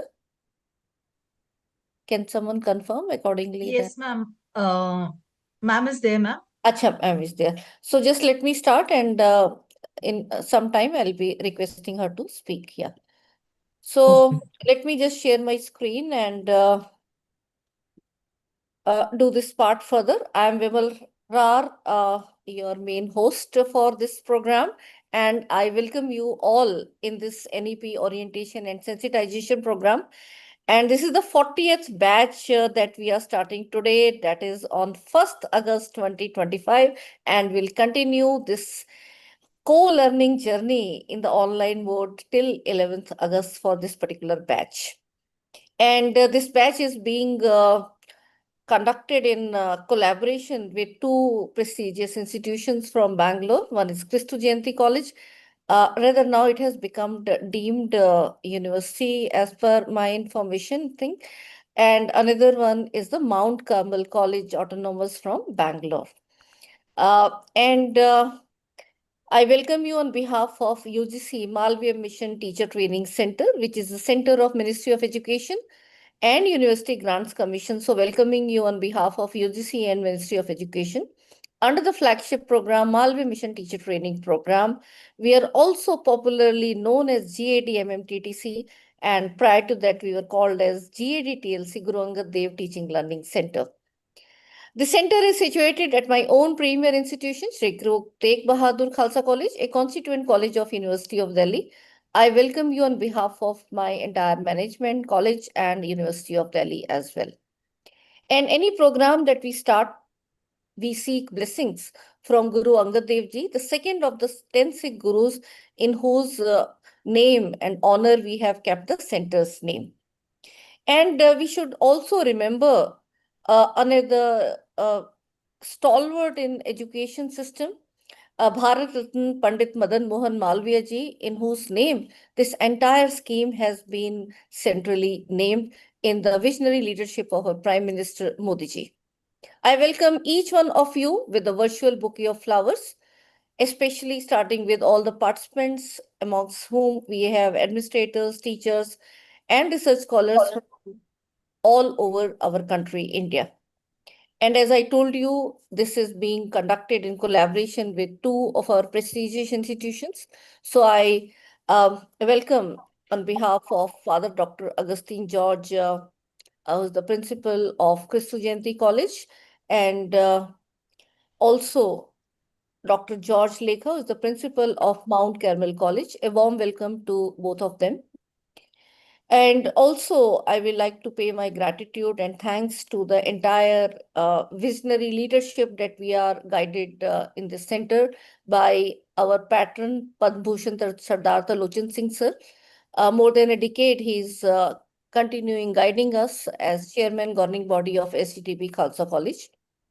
Our two eminent academicians, one you heard just now, and another one he will also be taking the next session. So Professor Ved Prakash sir, former chairman UGC, and Professor A.K. Bakshi sir, founder VC PDM University Bahadurgarh. It is their mentorship and guidance that these centers are continuously working for the cause of empowering our teaching colleagues. Also, I'm grateful and also I'm welcoming all of you on behalf of Professor Guru Mohinder Singh, who is the principal SETB Khalsa College, Delhi University. And I'm also thankful to my entire organizing team, especially Professor Sarita Pasi, who is taking shoulder-to-shoulder responsibilities in doing the entire back-end work as well as many front-end works for putting the organizing team in place. So Professor Sarita Pasi from Zakir Hussain Delhi College, Dr. Cynthia Vinny and Dr. Kani Moji are from Christu Jayanti College, who actually it is a Christu, Dr. Cynthia and Kani Moji, I'm so used to because we have conducted already many collaborative events with them. So it's Christu Jayanti deemed to be university now. And Dr. M. Anto Juliet Mary and Dr. Subha G. A. Manuel from Mount Carmel College Autonomous to be helping us in the organizing team. UGC-MMTTC has a compact but state-of-art infrastructure in equipping, empowering our teachers into the 21st century needs in their professional requirements, whether it is in the teaching, learning, newer pedagogies, how the ICT tools have to be integrated, or their requirement in the research, or in the newer responsibilities coming, that mentoring on the community outreach program, or how to guide the students into experiential learning, to say a few. So any changes which are happening at the policy making, we try to handhold our teachers and taking other teachers as resource persons. So it is the center by the teachers and for the teacher. And we keep on continuously taking feedback that what are the areas that you want to prepare yourselves. And accordingly, our programs are really meaningful. And that's why I'm happy to share, looking back from 2020, many of the teachers I was analyzing, they have attended more than 25 programs, and it is not just for the promotional requirements, but for real, because I was just looking at the type of programs that we have conducted. Very few of them are having repeat titles. So we come out with new and new programs looking at the needs and the type of expertise which is available in our team and beyond our team as well. As a national level team, we have also worked at the national level for preparation of e-content development for the e-PG Pathshala project, where we have completed development of 89 courses or papers in having 35 to 40 modules in each in 4-quadrant format. And for these 6 subjects, all this content is available on inflipnet.ac.in. We were also the contributor of 42 MOOCs out of the 63 PG level MOOCs which were prepared when the SWAM portal was launched for the credit courses. And more than 50 MOOCs we have prepared for the SWAM platform till now. My own concept, Teacher Kit, where more than 2,000 teachers have already contributed, and you can also become part of this open educational resource generation. And this is again an e-content in 4-quadrant approach. From 2016, when our center was inaugurated by Smriti Jubin Irani, the then Honorable HRD Minister, till March 2020, we were fully funded for the programs being conducted, and they were all in face-to-face mode. But in April 2020, we had double the jolt coming. One was the corona, and other was the letter from ministry that now you have to work in a self-sustainable mode. And but I'm thankful to all our entire team and all the collaborating institutions in this phase that we could overcome this phase. Rather, we evolved the processes which are now being used for the online FDPs and how these can be conducted in proper way. So since 1st April 2020, we went into online programs, and right from hand-holding the teachers into sharing the screen of the platforms like Zoom and other video conferencing tools, to making them well aware in video editing tools, learning management system, and also now the AI tools. We are learning with you, and we are trying to take our entire teaching fraternity together. This was also the phase when skill enhancement courses were introduced by University of Delhi when NEP was rolled out. And I'm again thankful to hear Delhi University for selecting us as the only center to collaborate with them for conducting the skill enhancement courses FDP. And around 45 FDPs we have conducted for Delhi University, thanks to Professor Yogesh Singh, Honorable Vice Chancellor of DU, and Professor Payal Magu for having selected us out of other centers existing. And we also had worked at the national level for preparing ARPIT programs. These were online refresher courses prior to Corona phase. This was in 18, 19, and 20. Then we conducted 3 batches, and we had good enrollments. And out of, you can see the statistics of 2020, which was a repeat course, that out of 42 subjects at the national level, our center was rated as number 1, not only in terms of the number of enrolled teachers, but also in terms of the quality of the program. And I'm happy to share that till March 2025, we have touched more than 1,15,000 teachers, and the number is increasing day by day. And you can see how the technology has been able to take us into each and every classroom. 2016 to 2020 was a face-to-face mode where we could touch only 9,000 teachers. Then also we were rated amongst the top. And April 2020 onwards, it took an exponential boost in terms of and we could reach nook and corners of country. And that is the reason why the GAD-TLC was chosen as one of the 45 centers which were selected out of the then existing around 150 centers under the PMMM-NMTT scheme. And now we have been recognized as Malve Mission Center to conduct the NEP trainings. Apart from that, we have other responsibilities as well.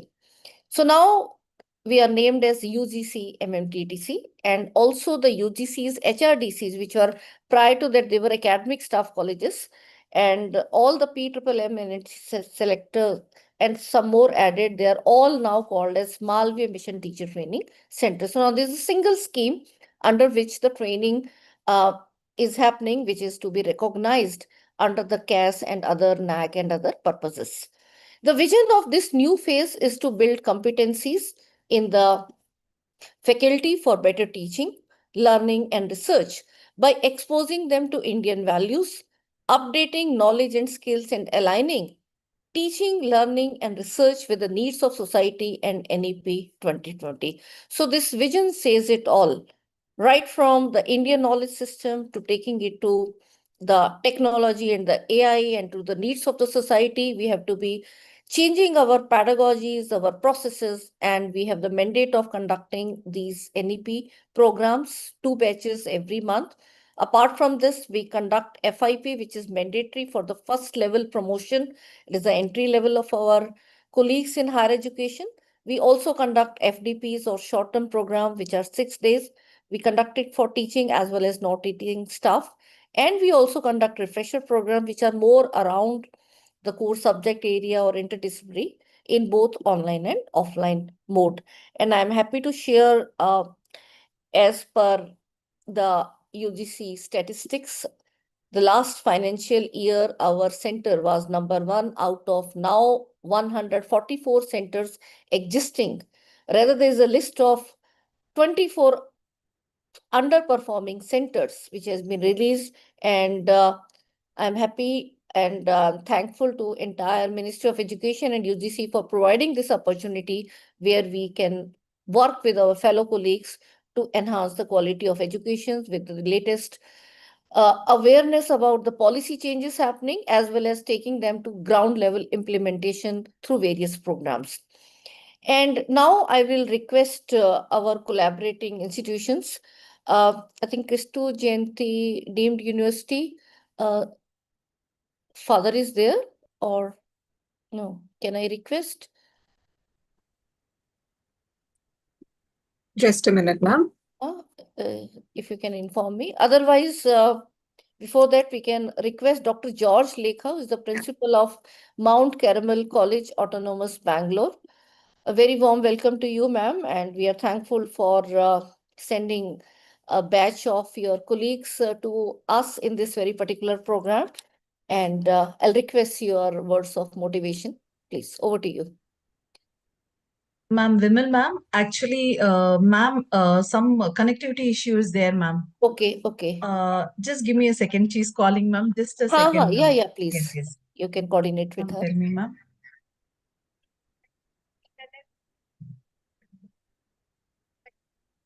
Oh, it could be, ma'am. Okay, ma'am. Fine, ma'am. I will do that. Yes. Ma'am, it is done and she has called you. Okay, ma'am. I will tell them. Okay. Yes, yes. So is she able Ma'am, to? sorry, ma'am. Okay. It doesn't matter. I'll convey welcome on her behalf as well. Yeah. Ma'am, she has sent a note to me. Is Okay, it please, okay? yeah. Yes. Please go ahead. Yeah, right. Thank you, ma'am. Thank you for the Dr. time. Subha, yeah, over to you, Yeah. please. Yes, ma'am. Thank you, ma'am. I'm the IQAC coordinator in Mount Carmel College. Mount Carmel College, Bengaluru, it's a premier institution and it was founded in 1948 in Bengaluru, known for its legacy of academic excellence and commitment to holistic education for hosting this initiative. The National Education Policy 2020, as we all know, it's a visionary framework introduced by the Government of India to transform the educational landscape of the country. As a college, we also emphasize that holistic and flexible and multidisciplinary education rooted in Indian values while promoting critical thinking, creativity, and lifelong learning in our campus. So this podium has made it possible for our teachers to look into the nuances of NEP and learn more about this NEP program. And our principal and our management extend their heartfelt gratitude to UGC Madan Malviya Mission Teacher Training Center, as well as Khalsa College, for collaborating with us and giving us this opportunity to conduct this NEP sensitization and orientation program. Your collaboration will be instrumental in fostering a culture of continuous professional development. Thank you all, and thank you specifically, Women ma'am. Thank you for collaborating with our college, ma'am. And sorry, today, due to some technical error, our principal was not able to join with. Subha, sorry, can I just? I think, yeah, Dr. Yes. I think I've just, there Please, was a welcome. slight technical issue. So I'm back here. I, Thank you, Subha, for welcoming on our behalf. So it is so encouraging to see so many enthusiastic participants having logged in at the end of a very tiring day. And thank you for giving us this show, great opportunity to co-host with you and collaborating with UGC Malviya Teacher Training Center of Khalsa College, University of Delhi. We are extremely grateful for this. We look forward to great sessions, and we look forward to having many more such collaborative work. Now, having come in, for the benefit of the others who are not aware of, our institution, the Mount Carmel College, we have been here for about 8 decades, and it is run by the CSST sisters, the Carmelite Sisters of St. Teresa. And, their mission and vision was empowering women. So right now, having completed our Platinum Jubilee, we look, forward to move forward. So now we have become a co-ed institution. We are empowering youth. And this is an institution with rich legacy and tradition. We became autonomous in 2005. We have completed 5 cycles of NAC accreditation. And we have achieved many milestones. And we were one of the first to introduce NEP in Karnataka and successfully introduce the same. And we are about 10,000 students on campus. This is a multidisciplinary institution. We have over 70 UG programs. We have PG programs, and we have PhD programs. So this is about Mount Carmel College. I wouldn't like to take too long because I know it is getting late. So thank you very much for this opportunity, and welcome all of you once again.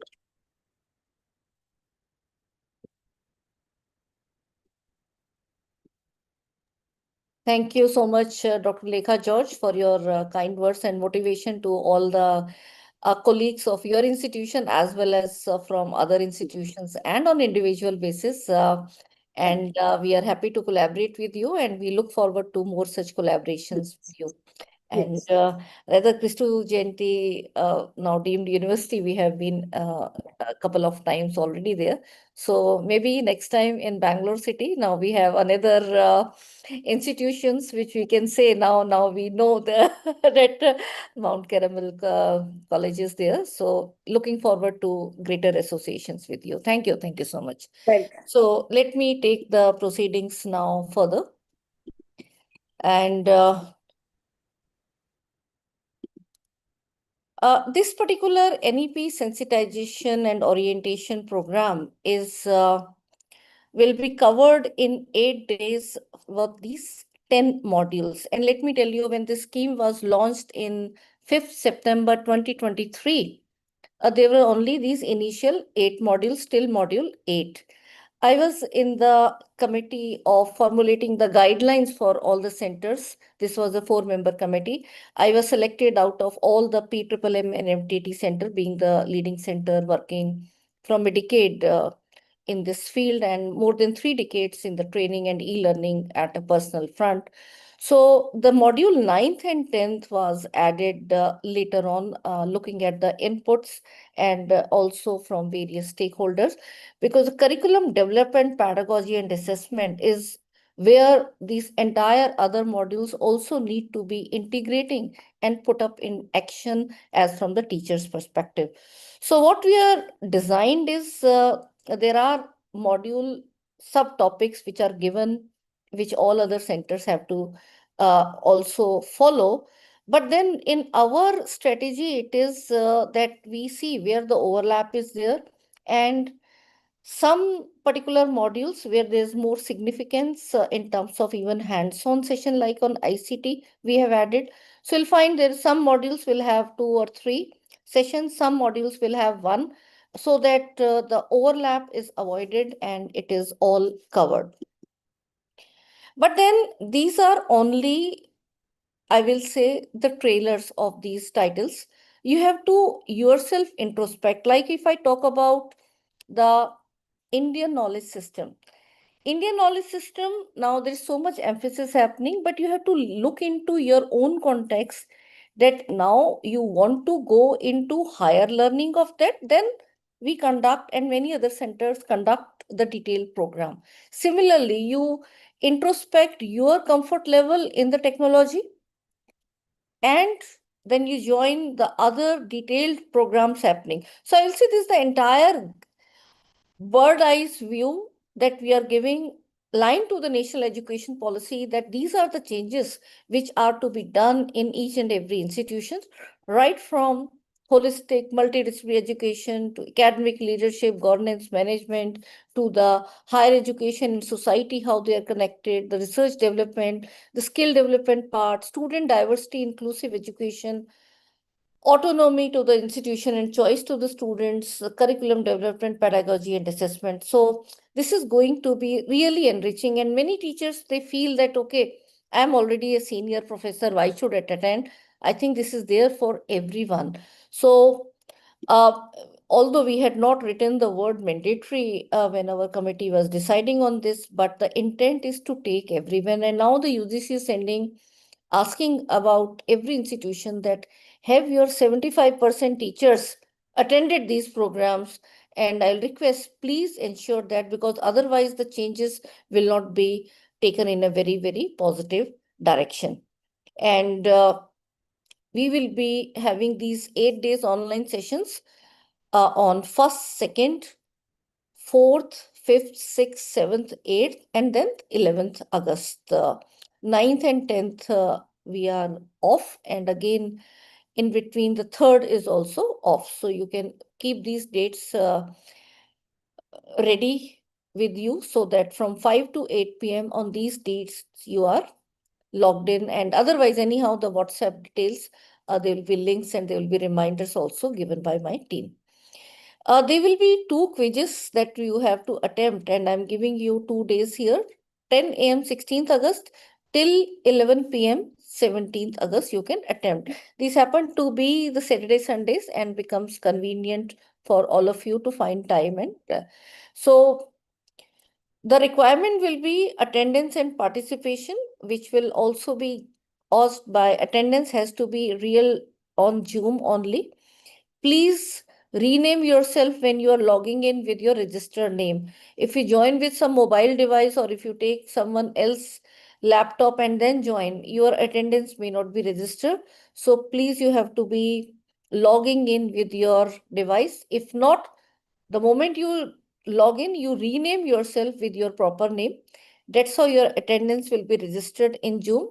Apart from that, my team will be taking random screenshot. You have to join with your videos on. And in every feedback, every session will have a feedback where there will be 3 takeaways. So please keep your notepad and a pen, or the digital pens, whatever you're comfortable with, to make notes, so that you can put these 3 takeaways or more info on that. And there'll be 2 online quizzes, each having 40 questions of multiple choice nature. And this is how the quiz fragmentation will be there for these 10 modules. I'll send you the 3-4 slides compiled of this important information. Feedback is compulsory for every session, and there will be overall feedback also. The feedback link will be only given in the Zoom. It will not be shared in the WhatsApp. So please be active, and it will be only shared on the Zoom chat part. The certificate of participation will be only given if all the 3 requirements, that is assessment and both the quizzes, are completed. And this is how the certificate will be there. It is equivalent to 1 week FDP for those who require for their promotion requirement. But deliberately, consciously, it was the decision taken by our committee that will not put the grades, because we wanted each and every one to be attending this program. So not to go into that A plus A, B or thing. The certificate for this program is having no grades, but 50% completion requirement is definitely there. And one disclaimer which goes to all the speaker is the copyright of the session is of respective speakers. And please, without prior written consent, you cannot just take screenshot or make a video and put it on your YouTube channel or any other type of social media thing. It will put This will be highly unethical. And other way around also, from center perspective also, I have a disclaimer to made it for the speakers that any sensitive information or any incorrect information, even if it is by chance, then center has not to do anything with that. That will be full responsibility of the speaker. So hope the things are clear. We'll quickly take a short 5 minutes break and then we'll have Professor Ved Prakash sir joining. So 7:05 we meet, but please be logged in. I think Professor Ved Prakash sir will be joining. So our team is here, but you can take a 5 minutes break because it has been a long continuous thing. From tomorrow onwards, we'll give you slightly better break. That's my promise. But today you bear with us. So 5 minute break and then we start again, please.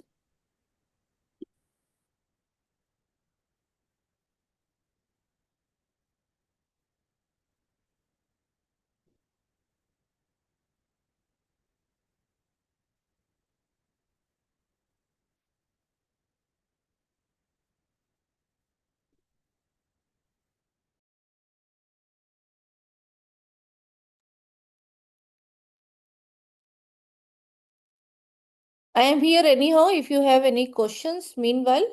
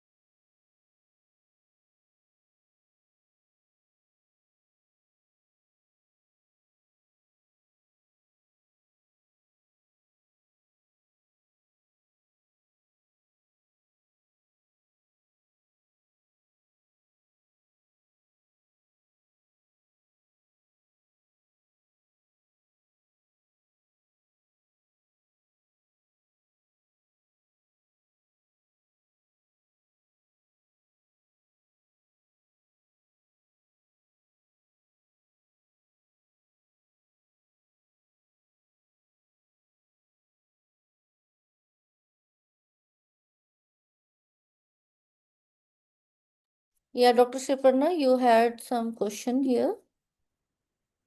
I clicked on the link, joined with my, did not log in on Zoom with any email ID. I hope that, yeah, if your name is fine, it is okay. So either you log in from your registered email or you join with your registered name.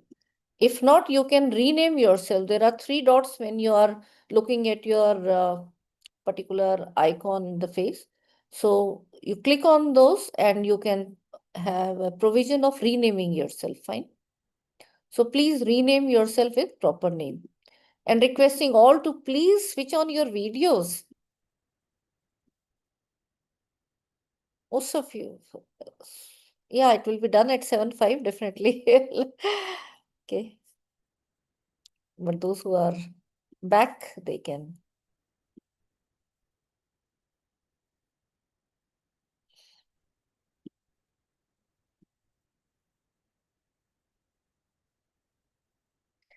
Yeah, Dr. Suparna, if you have renamed, that's perfectly fine. Because as admin, we'll take the logs, so we'll just compile with your registered name. Fine? Yeah. Right.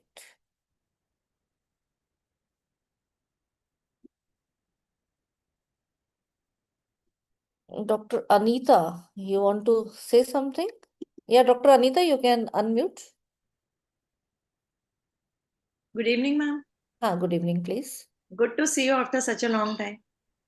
Arey, Anita, you're there as a participant. हाँ जी ma'am. I thought you should be there as a organizing team member. मैंने FIP भी 2 बार attend किया था. मुझे बहुत अच्छे लगते हैं आपके लेक्चर्स. तो एक महीना 2 बार हमसे बोर नहीं हुए? You're again back. There will be There's always some something to learn. There's always something to learn. चलिए. Thank you. Yeah. Always some, and especially Bakshi sir's lecture, you will pick up one line sometime, So even in refresher also and all, they are on the same. They are motivational, but you will have something to pick up. And our very experienced resource person, they keep on making it latest also as per the latest changes happening in all the fronts, whether it is the policy making or the newer documents were coming. So there's always a new factor which, if I look back from the very first NEP sensitization program to this, there's a lot of change. So Yes, thank you, Anita, and looking forward as to. far as ma'am counting is, we have done so many FIP, FDs, PVs with you, we are overflowing with the information. But Okay, so yeah, thank you. And so now the time is there, and let me request Professor Vedprakash sir, if you have joined, please to put sir on co-host. Yeah, I'm there. Yeah. Please. Yeah, good evening, sir, and welcome, please. Good evening. good evening, sir. So we are going to have yet another very informative and a session which will give you entire overview of the global perspective also. Because when we say NEP orientation and sensitization program, the higher education in society, we need to know not only where our policy says at the national level, what are the statistics, but we also have to look at the global changes, how the better universities are going ahead and what are the just. And for that, we have a very eminent academicians, our center's mentor also, and a very well-known figure in education world, Professor Vedprakash, former chairman, University Grants Commission. Welcome you, sir. And although I know you are not going to like it, but for the sake of the younger colleagues to know what are the ways one can actually contribute, looking at your profile, I will request you to please share it in brief. Be brief. So, Be brief. yeah, yes, sir, please. Thank you. So, Professor Vedprakash, sir, a distinguished name in Indian academia, has the unique distinction of spearheading the University Grants Commission, that is the apex regulator of higher education in India, in its top 3 positions as its chairman, vice chairman, and secretary. And under his stewardship, UGC made significant strides in the areas of curriculum reforms, internationalization, basic scientific research, skill education, gender and social equity in higher education, to name a few. Rather, in skill education, when we have the skill development module, which sir also will be taking one session, the entire BVOC and MVOC were introduced in his tenure through the Deen Dayal Upadhyay Kaushal Kendras. He has to his credit the transformation of NEPA into a full-fledged university, where he also served as its founder vice chancellor. And in his stellar career of more than 50 years, he has made seminal contribution at both higher education as well as school education level, as advisor education and planning commission of India, chairman National Council for Teacher Education, professor and head DEME NCRT, where he was also instrumental in training teachers into designing the higher order thinking skill questions for various entrance examination as well. The objective questions were introduced then.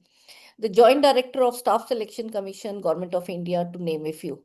A US Fulbright scholar, Professor Ved Prakash sir has been a visiting faculty at University of Windsor, Canada, a guest faculty at HIID, Harvard University, and consultant to the World Bank. He has the distinction of being an interlocutor under the prestigious US International Visitors Don't close it fully. Program, and has The published program. extensively and has got various awards at national and international level for his contribution in the field of education.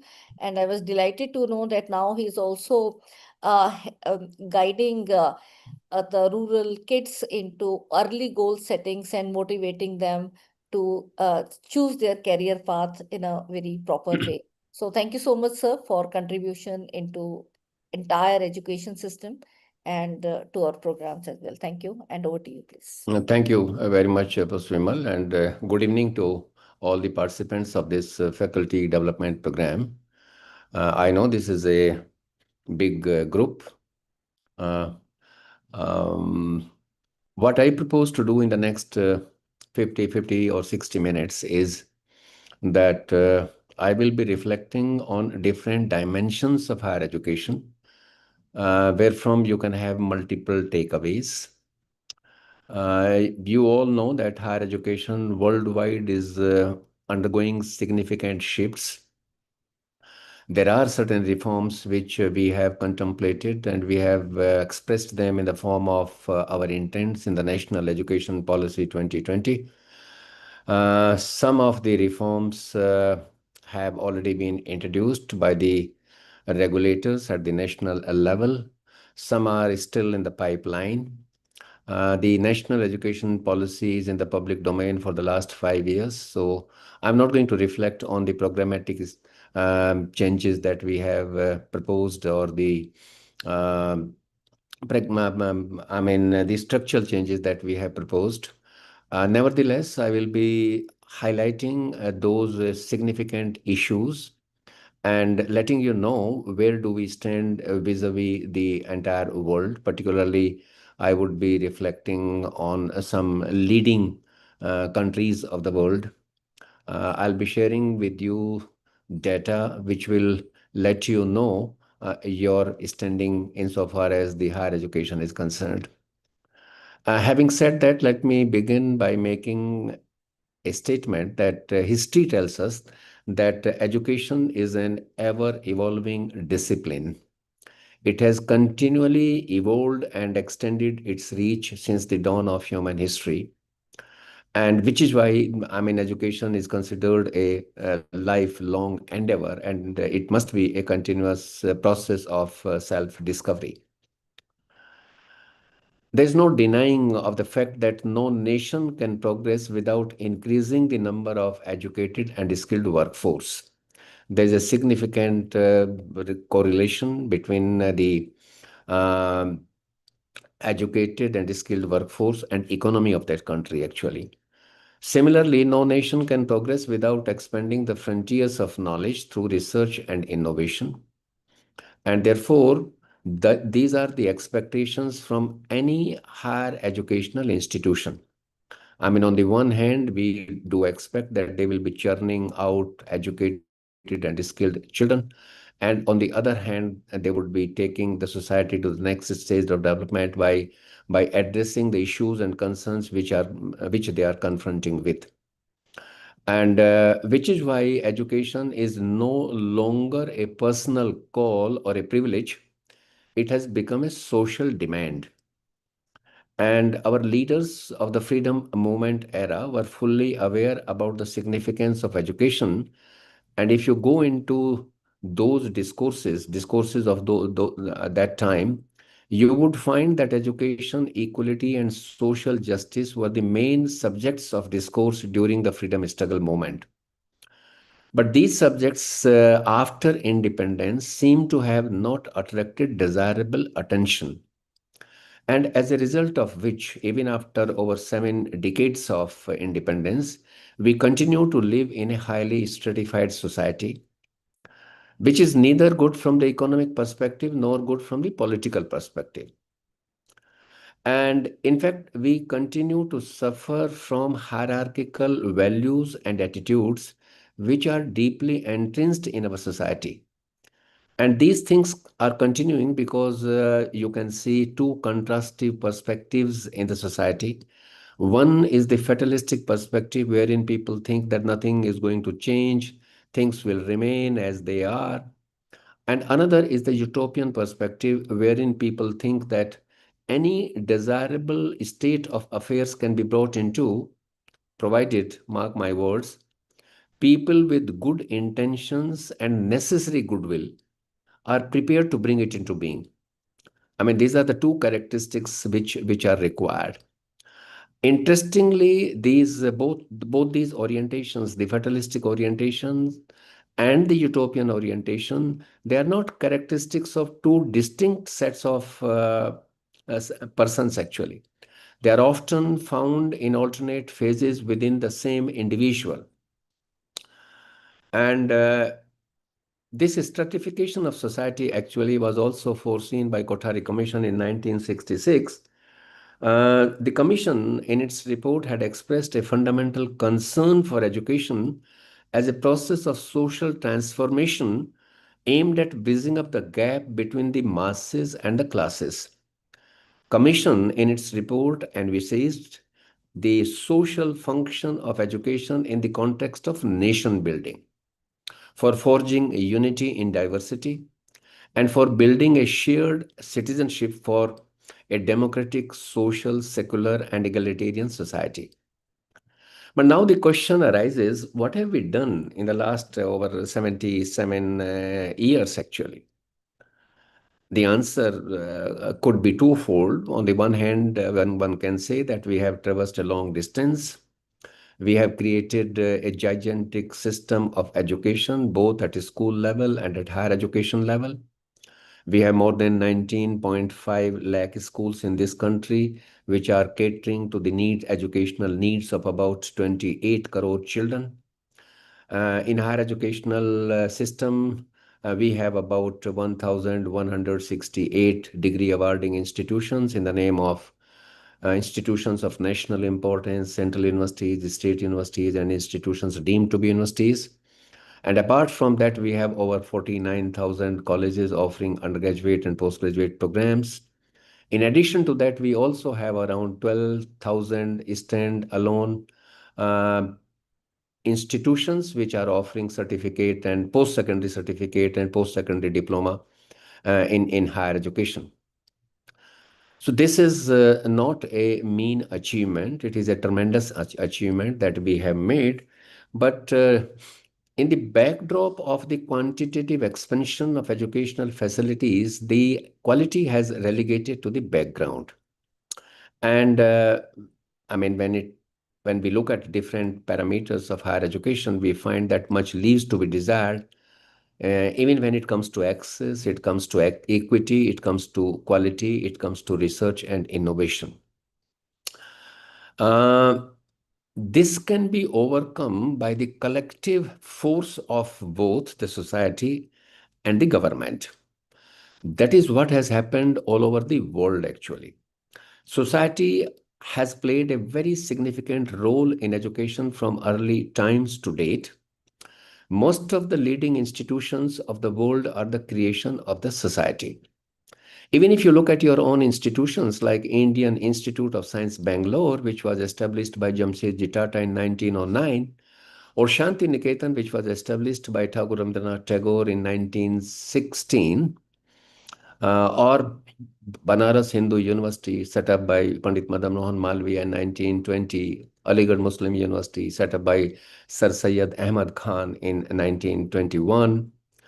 I mean, they were the creation of this society. And these institutions, high quality higher education, in fact, in our country for over 5 decades, came from the institutions which were created by this society. Societies has also been benefited. Society has also been benefited. Education is not just the responsibility of the schools or teachers. It is a social process that involves the entire community. Relationship between society and education is dynamic and reciprocal. Society influences education, and education in turn helps in transforming the society actually. Society helps pass down cultural values, beliefs, traditions. Society provides resources for building educational institutions. Society plays a role in setting the moral tone of education. Societal movements can lead to educational reforms by demanding equality, equality, and inclusiveness in education. Society influences the kind of skills and knowledge which we consider important, such as the STEM disciplines or digital literacy during the 21st century. Society shapes the aims, content, and structure of education, while education contributes to the development and progress of the society. That is what I would like to say.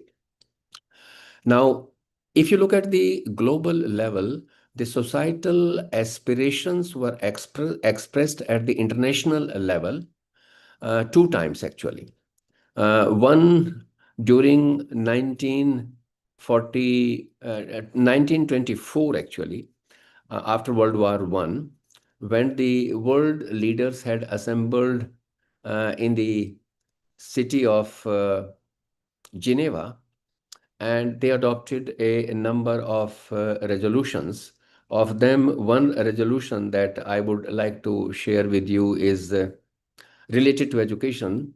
It says, and I quote, that the children must be provided the tools for their natural development.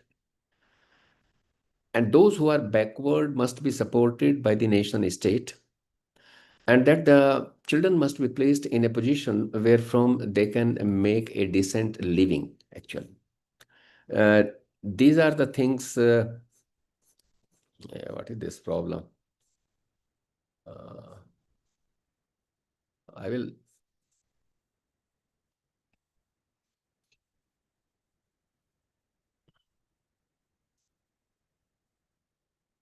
There is some problem, I think. I'm not able to see you guys.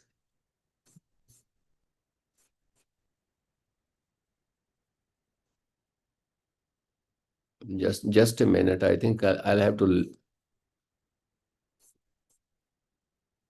log in again.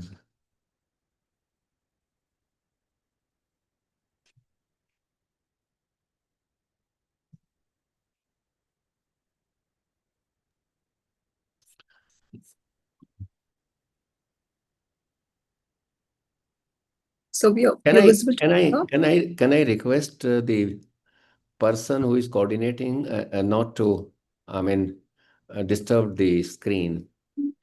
Yes, I'll inform. Because when I'm not able to see any face, there is no point in talking to you. So don't fiddle with this, please, whosoever the person is. So I was telling you that the societal aspirations were expressed twice at the global level. I have shared one, which was the Geneva Conference resolution. But not much had happened because the world was again pushed into another war in 1939. And after the end of World War II, again the world leaders had assembled in the city of Paris this time, and they came up with a Universal Declaration of Human Rights, actually, which was adopted by the United Nations in December 1948. And that was a historic moment, actually, when keeping in mind the societal aspirations, all the countries agreed on the freedom and equality, protecting the rights of every individual everywhere.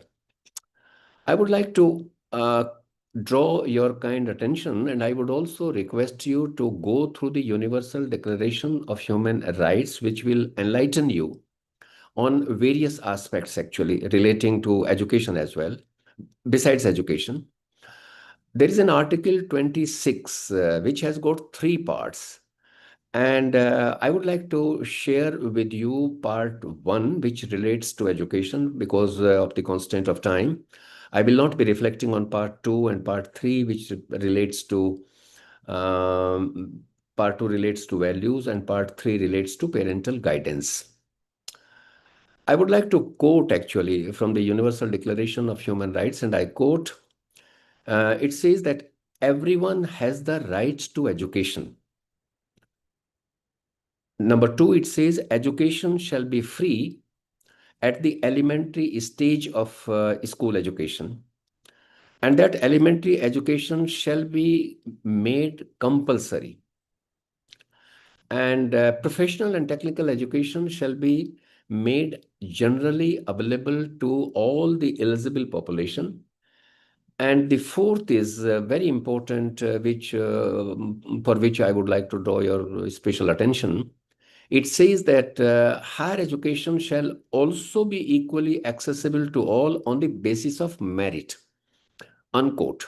Now, you can see the semantics used in expressing the societal aspirations in the Universal Declaration of Human Rights. Insofar as higher education is concerned, they have specifically used the word quality. It should be made accessible to all on the basis of merit. You know that if you carry out a dispassionate analysis of the leading economies of the world, you would find a common pattern actually. What is that common pattern? The common pattern is that all of them have universalized their school education. They have created outstanding facilities for professional and technical education for the eligible population. And third, they have, when it comes to higher education, they have ensured that merit takes precedence over everything else. But if we carry out an honest analysis of our own system, we find that we are still struggling with the universalization of elementary education in our country, let alone of 12-year school education. We have not been able to create sufficient infrastructure for professional and technical education to the eligible population. And when it comes to higher education, Indian higher education system is nowhere in the reckoning at the global level. That is the harsh reality. We have very few institutions which are research intensive institutions which are fulfilling both the mandates. They are churning out highly skilled and educated workforce, and on the other hand they are also making significant contribution insofar as research and innovation are concerned. But the number of such institutions is very, very small actually. We need to have many more institutions which can fulfill both the mandates and can compete at the global level. UNESCO is an organization which has been championing the right to education at all levels, including higher education. And UNESCO believes that tuition-free public higher education is an important step in this direction. UNESCO argues, I would like to quote from the Global Data Report actually, and wherefrom you can have a very significant takeaway. The report says, and I quote, that removal of tuition fee in higher education increases both the social demand and also the level of educational attainments, unquote.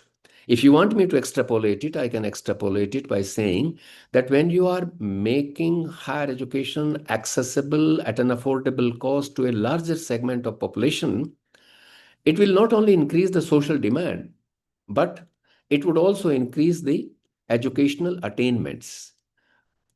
Because when we are making higher education inaccessible or more expensive, then large number of talented children are left out, and as a result of which the educational attainments get plummeted. That is the takeaway, and therefore there is a need to make higher education affordable, accessible at an affordable cost for the purposes of increasing the social demand and improving the educational attainments. This is the message which we need to take very clearly.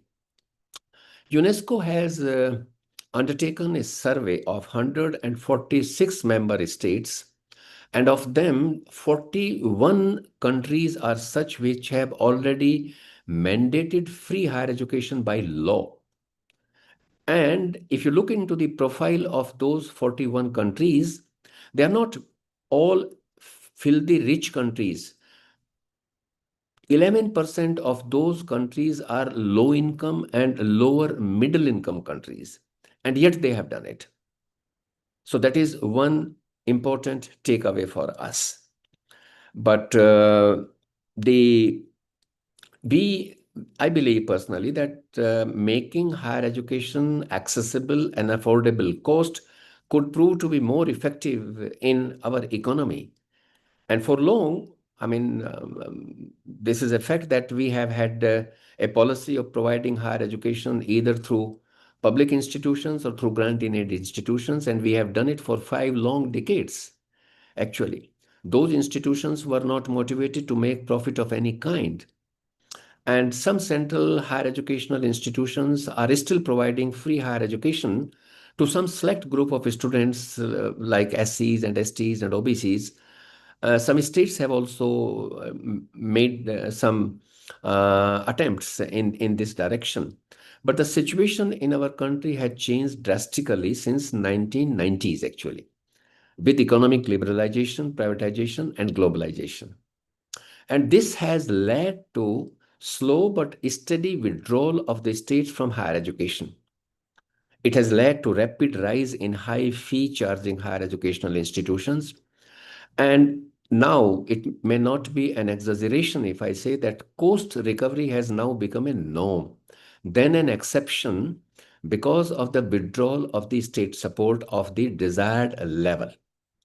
So this is a very important takeaway from this kind of an analysis.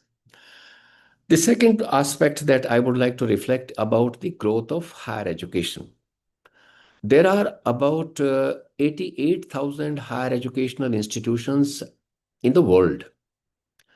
Of them, we have the largest number of higher educational institutions. We have about 50,000 higher educational institutions, including colleges and universities and institutions of national importance and state universities and deemed universities. The second largest system happens to be that of the United States of America. They have about 4,000 higher educational institutions. Now, China stands at number 3 in terms of number of higher educational institutions. Other countries are smaller countries. They have very smaller number of higher educational institutions, except I think Russia, which has about 1,200 higher educational institutions. Now, what we need to analyze from this is that what is the size of higher educational institutions of the United States of America or China or Great Britain and our institutions. The average size of a college in our country happens to be only 500, rather below 500. The average size of a university is less than 2,000. I'm talking about the aggregated figure, average. And many a time, when we look at the aggregated figures, we lose the grip of the problem and the magnitude of the issues, actually. So those limitations are there when we consolidate the data either at the state level or at the provincial level. So we need to factor that also when we are analyzing the data. There are about 235 million students enrolled in the sector of higher education at international level. And if you look at the global gross enrollment ratio, the average, world average, which means what percentage of students in the age cohort of 18 to 23 somewhere and 18 to 24 in some countries are into the sector of higher education. We find that the gross enrollment ratio at the global level is 40%. But if we compare our gross enrollment ratio with the world average, we find that we are still 12 percentage point lesser than the world average. And therefore, the takeaway for us is that we need to increase the gross enrollment ratio in higher education. Now, the question arises, how are we going to do that? Though, I mean, we have said in the national education policy that we are going to increase the gross enrollment ratio to 50% from the present level, and The present gross enrollment ratio is 28.4%.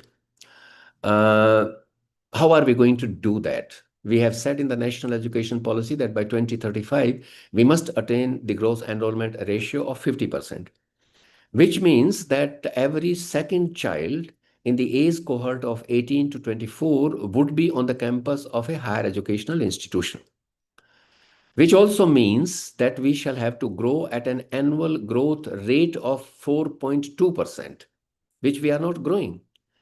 And therefore, what is the remedy for that? The remedy for that is that we need to maximize the residual capacity of existing institutions, because the average size of a college or a university in our country is very, very small. Unlike the Western world, where you have 30,000 students on the campus of a single university, or 40,000 or 50,000 students. So that could be one strategy. The another strategy could be that we can have a fusion of the face-to-face mode of teaching and learning with open and distance learning and with online mode of learning. The third strategy could be that we can set up newer institutions in areas wherein the institutional density per 100,000 population is lesser either than the state average or than the national average. Because we have very wide variations. We have pockets in our country wherein the number of higher educational institutions per 100,000 population is as high as 47 and 49, but as low as 3 and 5 actually. So if we make use of these multi-pronged strategies, I think we can realize the cherished goal of the National Education Policy 2030 by 2020 by 2035. Meaning thereby that we shall have to grow at an annual growth rate of 4.2%. The another important point that I would like to, that is another takeaway for us. The another important point is about the gender equality. Globally, access to higher education has increased at a faster pace among women than men in the last 2.5 decades. That is the global trend. I mean, the gross enrollment ratio of women in higher education has increased from 19% to 43%, as compared to that of from 19% to only 37% among men in the last 2.5 decades. But when we look at the participation rates of women in STEM disciplines, we find that their participation rate is around 18 percentage point lesser than men. This is a global concern actually. But when we analyze our own data, we find that we have double problem. On the one hand, we have lesser participation. Let me put the record straight. The girls' participation in Indian higher education has also surpassed at the national level, though very marginally. I mean, if you look at the latest survey of higher education, you would find that the gross enrollment ratio of girls in higher education is 28.5%, as against 28.4% among boys, which is very marginal, but they have surpassed. There are states like Tamil Nadu, like Punjab even, wherein the girls have outranked the participation rates of boys several notches more actually. But we have twin problem. One is when we look at the participation rates of girls in STEM disciplines in our country, we find that their participation rates is abysmally poor, poorer than that of boys. The another problem which we find is that the participation rates of girls in premier institutions of ours, which are not very many in number, but the participation rates of girls in those premier institutions is also much lesser than the participation rates of boys. And therefore, we have to address these two issues. And these two issues cannot be addressed by the higher educational institutions alone. They would require appropriate interventions even at the school level. We need to organize orientation programs for the children at the younger age to direct them towards exact sciences and mathematics. The universities should come forward and organize such kind of orientation programs. This is what was done earlier by the Western world. They are still doing so. I'm not aware whether some of our institutions are shouldering that kind of a responsibility, that they are organizing the orientation programs for the girls students of the school at the school stage. The another significant change that we will have to introduce is to increase the transition rates of girls from the secondary sector to the post-secondary sector.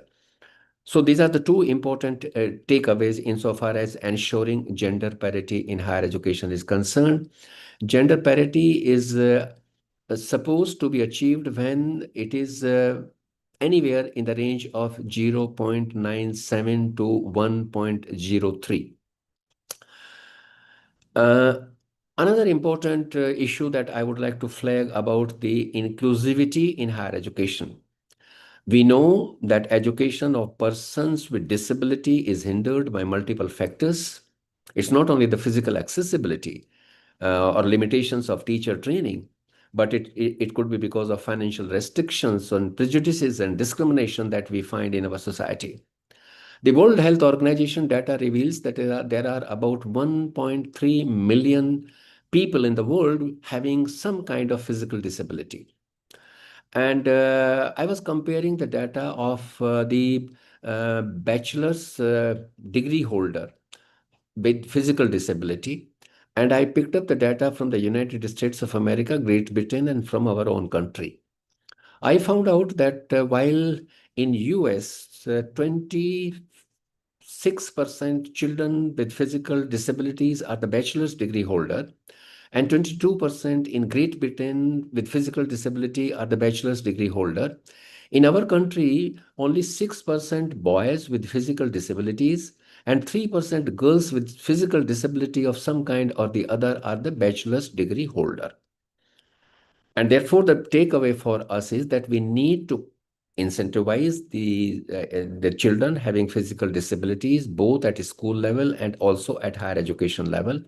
We need to make sure that we improvise the apprentices in the labs where the children can have access to the apprentices, instruments, depending upon their physical disabilities. That is what the Western world has done.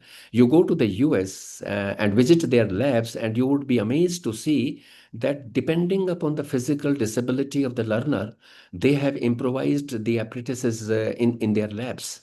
So the another takeaway for us is that in order to improving inclusivity in Indian higher education system, I think we need to provide appropriate interventions besides investing greater resources for the improvisation, for creating better facilities, for providing scholarships to the children having the physical disabilities.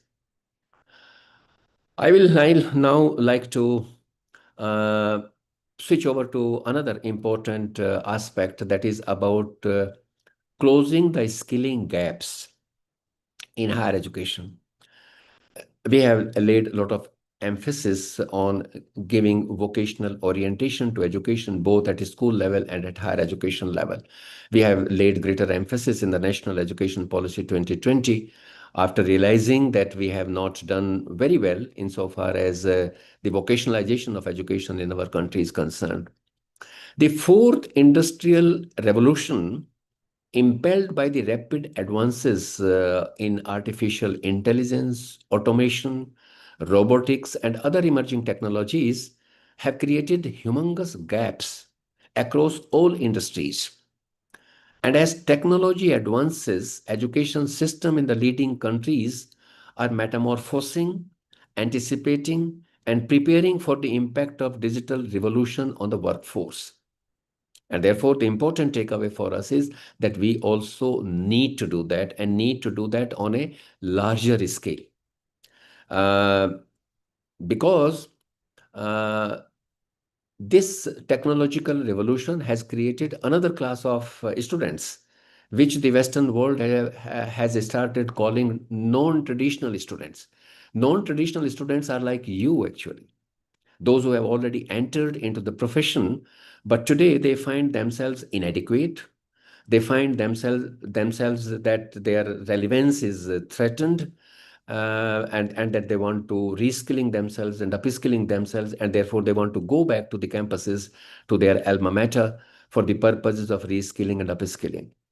And the leading institutions of the world, my God, the leading institutions of the world, in fact, are coming up with tailor-made programs for the non-traditional students.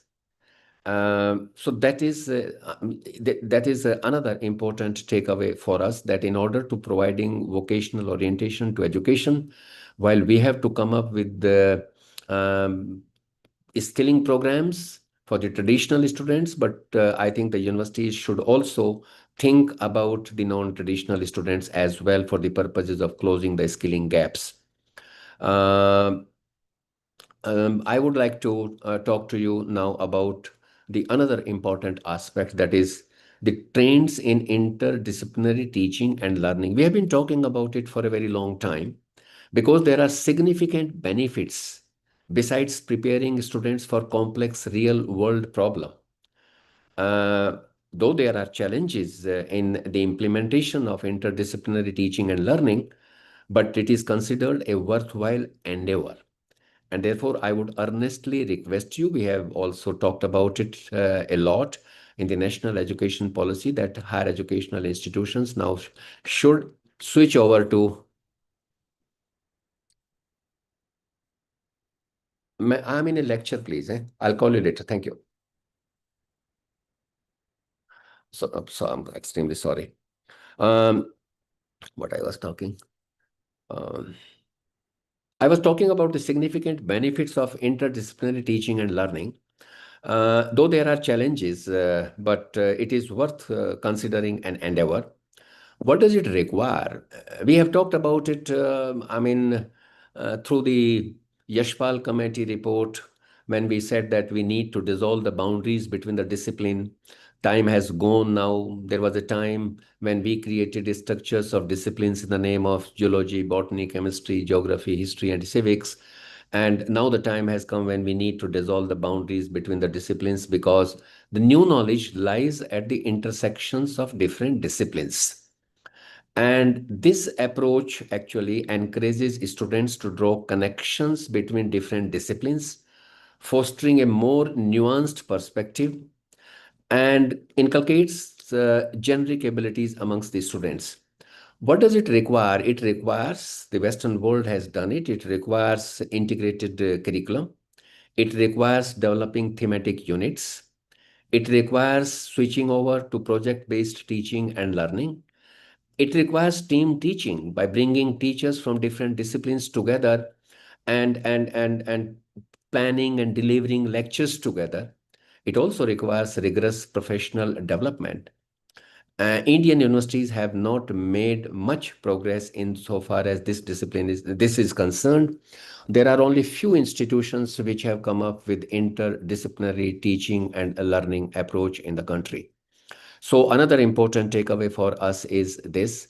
I would like to share with you that if you Google the Nobel laureates of the last 2.5 decades, you yourself would find that majority of the people are those who have defied the basic boundaries of the discipline. The another important aspect that I would like to share with you is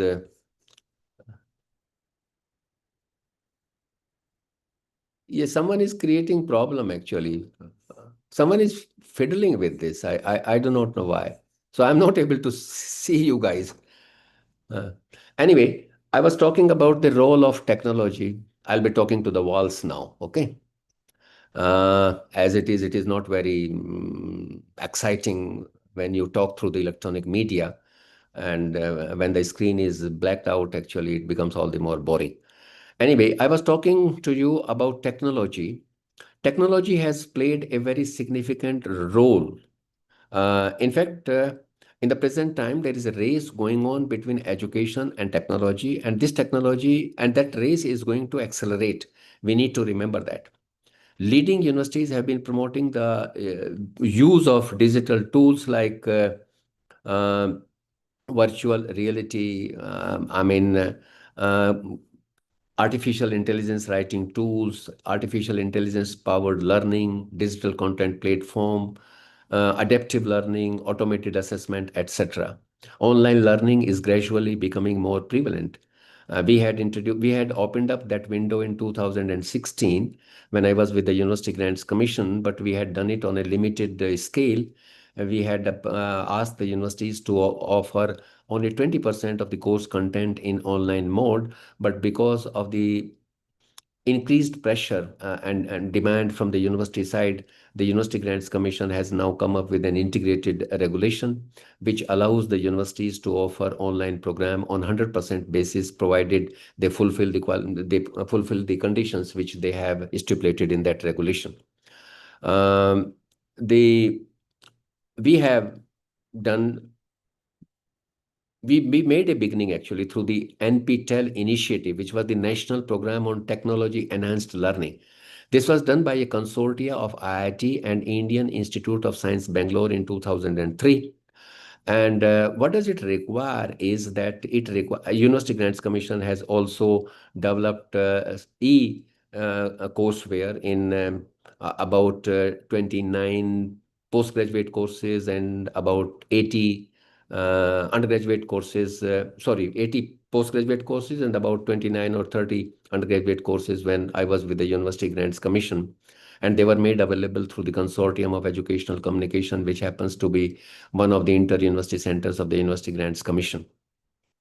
But now, the universities have started offering the online program. There are 3 obligations that I would like to flag. One is the academic obligation, that unless we have the quality content, quality instructional material, technology mediated teaching learning material, we should not do that. The second one is the technical obligation, unless we have the wherewithal, right from creating the learning management system, creating a platform where the children can conveniently interact with their mentors, wherefrom we can conduct the proctored examinations. We should not do that. The third thing is the social obligation, which means that unless we make sure that every learner, whosoever gets enrolled in the online program, has access to the smart devices. If some children do not have it, then it must be the responsibility of the related institution to make those devices available to those children. Another important thing that I would like to share with you, when you are going to diversify your campuses in terms of student population, that is what is intended in the national education policy. When we have envisaged that 50% gross enrollment ratio ought to be achieved by 2035. What would happen actually? What kind of preparations would it require? Because the children will come from a very diverse background. And in higher education, what is more important is when children are coming from diverse background, and because each learner has her own learning trajectory, and therefore they would require personalized and structured approach of learning, which is not possible in a large sized class. And then what is the remedy for that? The remedy for that is that in order to fulfilling our obligation, we should come up with flexible learning pathways.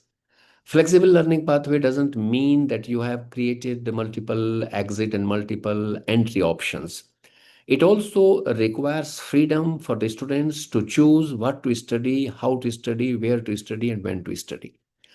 There are about 11 flexible learning pathways at the global level, We have not yet articulated a well-designed flexible learning pathway, though we have come up with the National Credit Framework, which provides for movement of students from the vocational education to general education and vice versa. But I think like the Western world, we also, like leading universities of the world, we also need to articulate a well-designed flexible learning pathways. The another, that is an important takeaway. The another important thing related to it is that when you are diversifying your campuses, you would find humongous disparities in academic attainments within the institution and across the institution. Now, what does it warrant then? It warrants that in order to overcoming the disparities in academic attainments across the institutions and within the institution, when a subject is dealt by more than one teacher, what is required is that we need to switch over to subject-specific benchmarking of learning outcomes. And this requires development of a matrix by the subject experts collectively and collegially. That is another important takeaway that I would like to share with you. Now I'll come to the quality aspect. Quality in higher education is a multi-dimensional, multi-level, and dynamic concept that relates to the contextual setting. There are n number of quality assurance bodies at the global level, actually. Institutions are tired of seeking accreditation from national level organizations, from global level organizations. Teachers are spending too much of time in collecting data, collating data, filing report, preparing the self-study report, and all that. We have introduced a system of internal quality assurance to set quality benchmarks. We have created national level resource institutions in the name of National Assessment and Accreditation Council, then National Board of Accreditation. While NAC does institutional accreditation, NBA does program accreditation. Apart from that, we have also come up with the National Institutional Ranking Framework. But the pressure of the global ranking agency continues to remain on us. And we find that none of our institutions figures in the top 100 in the global ranking. You Google and see the QS ranking of 2026. You would find that of the top 10 universities, you will find that the 4 are from Great Britain, 4 are from US, and 1 is from Switzerland and 1 from Singapore. If you go further and see top 100 universities, you would find that the American universities continue to dominate. But the China has captured 5 positions in the top 100 in the recent past because they have introduced a project known as double first class. The time will not permit me to reflect on that aspect, but the message for us, the takeaway for us is that we need to learn from these countries. And we need to identify institutions where we have the potential, and we need to provide greater resources to those institutions on a prolonged basis. That is what these countries have done. The another important thing that I would like to talk to you is about the research, because universities have the dual responsibility. On the one hand, preparing educated and skilled workforce, but on the other hand, they also have the responsibility of creating new knowledge and taking the society to the next stage of development. In research, I would tell you where do we stand today vis-a-vis other countries. China has, some of you would be surprised, China has outranked United States of America insofar as their share in global research is concerned. China's share today in global research is more than 20%.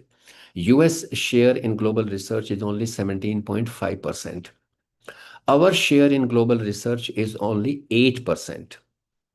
but it requires critical examination of the scenario. And when you do that, you find that the United States of America is publishing around 750,000 research papers annually, whereas China is publishing around 1 million research papers annually. When you look at we are publishing around 275,000 research papers annually. But when we look at the investment that these countries are making and we are making, we find that United States of America is investing 3.46% of their GDP on research and development. China is investing 2.45 or 48% of their GDP on research and development.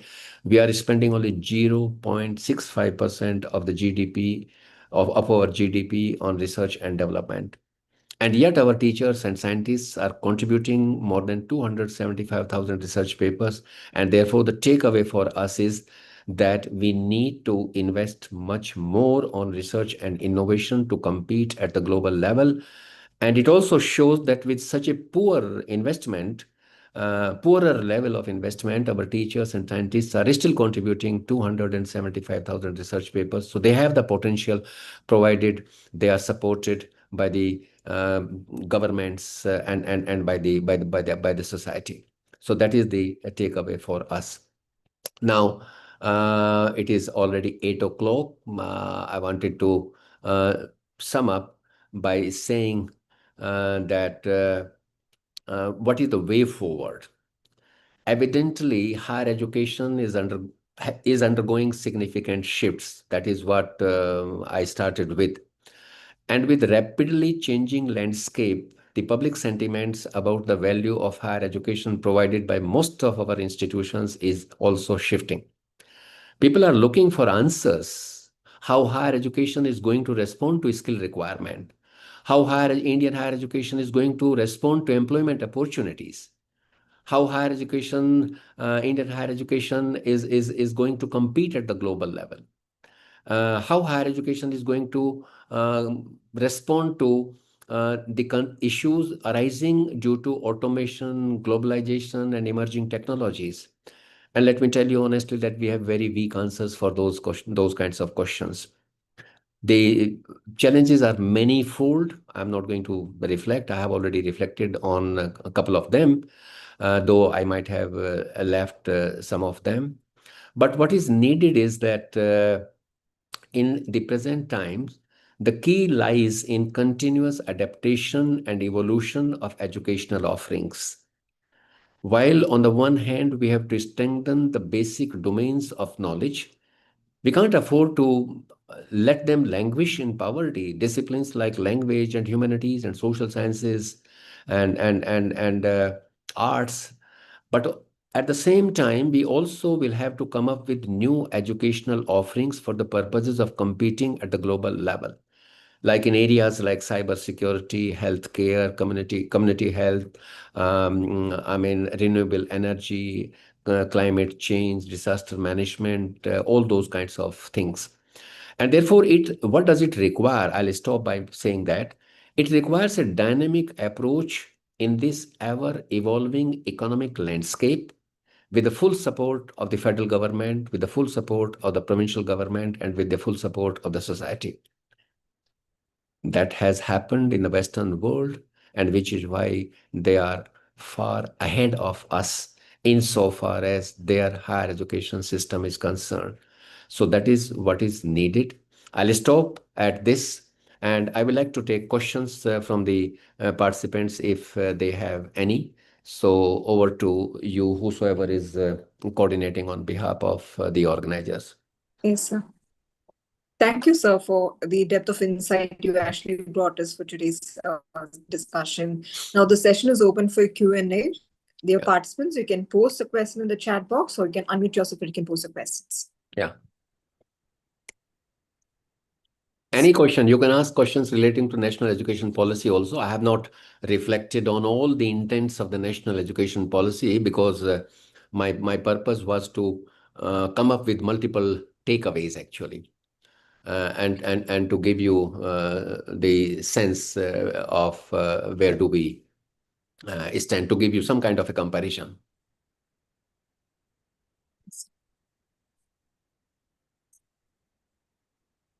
But you are free to ask any question. There is a deafening silence. If you have any questions, kindly. Yes, sir. There are no questions. Are you guys too hungry? Hello, sir. You want to go back to your... Yeah, Hello, sir. please. Yeah, Sir, good evening, sir. good evening. Good evening. So, as India, where do we stand as our education system is? What is the improvement we have to do in our Indian education system? वही तो मैंने बताया आपको. I've been So, I've new been talking policy, about it for the new, last new, 50-55 minutes. Where do we stand yes. vis-a-vis Sir, others? but still we are implementing new courses as well as new, as you said, climatical changes and all other courses. But still we are ahead with UK and US universities. You are ahead of UK and US universities? No, we are not ahead of UK and US universities. Yeah. See, in higher education, the issues are interconnected actually. If you have to compete, you certainly will have to expand. You will have to increase access. Okay. As you increase access, you would require certain reforms. Like I have talked about switching over to flexible learning pathways, switching over to subject-specific benchmarking of learning outcomes, making more investment, increasing the transition rates of the students from the secondary level to the post-secondary level. That is a huge challenge for us. Because in our country, every class happens to be a terminal class. Children are leaving after grade 1, after grade 2, after grade 3, after grade 4. Okay. So we have to increase the social demand. Only then we would be able to improve the educational attainments. That is what I have been talking about. And I have given you multiple takeaways, which would warrant interventions at different levels. While the universities have the responsibility of coming up with new educational offerings, the governments also have the responsibility of providing adequate resources. The government also has the responsibility of investing in professional development of our teachers. We need to scale up the abilities of the teachers to handle large-sized classes. We need to scale up the abilities of our teachers to contribute in the frontiers domain of knowledge by undertaking research projects. We need to scale up the abilities of the teachers to develop quality instructional material, because while guided learning is of paramount significance, but you cannot undermining the inter-learner learning and self-learning. Yes, sir. Self-learning can come only through quality instructional material. So we need to scale up the ability of every single teacher so that they can come up with technology-mediated teaching and learning material for the courses that they are transacting in their respective institutions at different levels. Okay. Thank you, sir. Yes, sir. Thank you, sir. Good evening, sir. Good evening, ma'am. Sir, I'm Dr. Kaveri from Kristujanti University. Okay. Sir, Oh, since you are a had university. mentioned- You are a university Yes, now. yes, sir. Yeah, now we are university. Congratulations. Thank you so much, sir. Sir, I want to ask you one question. Since you mentioned that at present India is having only 8% of research output. Yeah. And when you At the compare global ourselves, level. At the yes, global at the level. global level. Yes. So can you please suggest us what are the measures that we need to adopt in order to ensure that we increase the percentage? Of course, we in our university, you know very well about our system, like we have a research day. But other than what are the other strategies to be No, you are adopted? a very outstanding institution. Yes, sir. See, you need to do two things. Number one, you need to provide greater resources to the institutions for research. Number two, as a we need not make distinction between a private institution and a public institution when it comes to financing research. We have been doing it. I mean, Yes, sir. when University Grants Commission was not providing money, resources to the private institutions. That is second important thing that we need to do. If we find that there is a capacity in a particular college or a university, regardless of the management, regardless of the type of institution, we should provide resources to those institutions. Okay. The third thing is that we should also allocate greater resources for the promotion of research. The fourth thing is that we should also prioritize research areas. And that freedom should remain with the individual institution. The leaders in individual institutions must take upon themselves the responsibility of identifying priority areas which we can address the local issues, the regional issues, and the national issues. Okay, these are 4-5 things that we need to do for the promotion of research, for increasing our share in global research. That is what is needed. You cannot increase your share with 0.65% investment of the investment of that lower order actually that we have. So these are 4-5 things. Prioritize the research areas, number one. Don't make distinction between private institution and a public institution when it comes to financing of research. Increase investment, both at the national level and also at the provincial level. And then scale up the abilities of the teachers so that they can come up with quality research proposals to access resources that are available through the national level resource institution. I mean, your project would be approved only when it is a quality proposal. And writing a quality proposal is also a combination of art and science.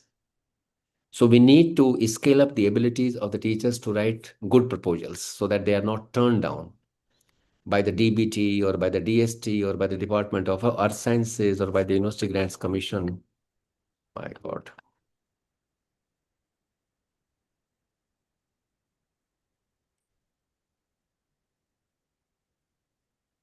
So thank you so much for the answer, sir. Oh my God. Where are you?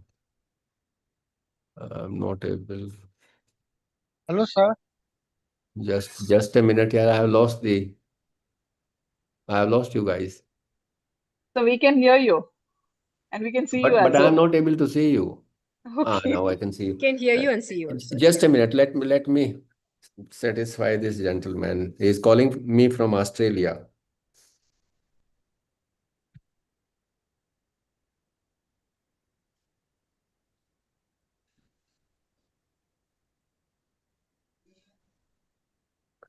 Hello. Hello.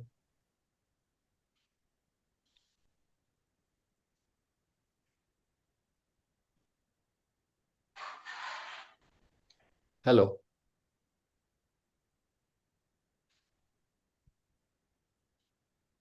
Yes, please. Sorry. I'm so sorry. All right.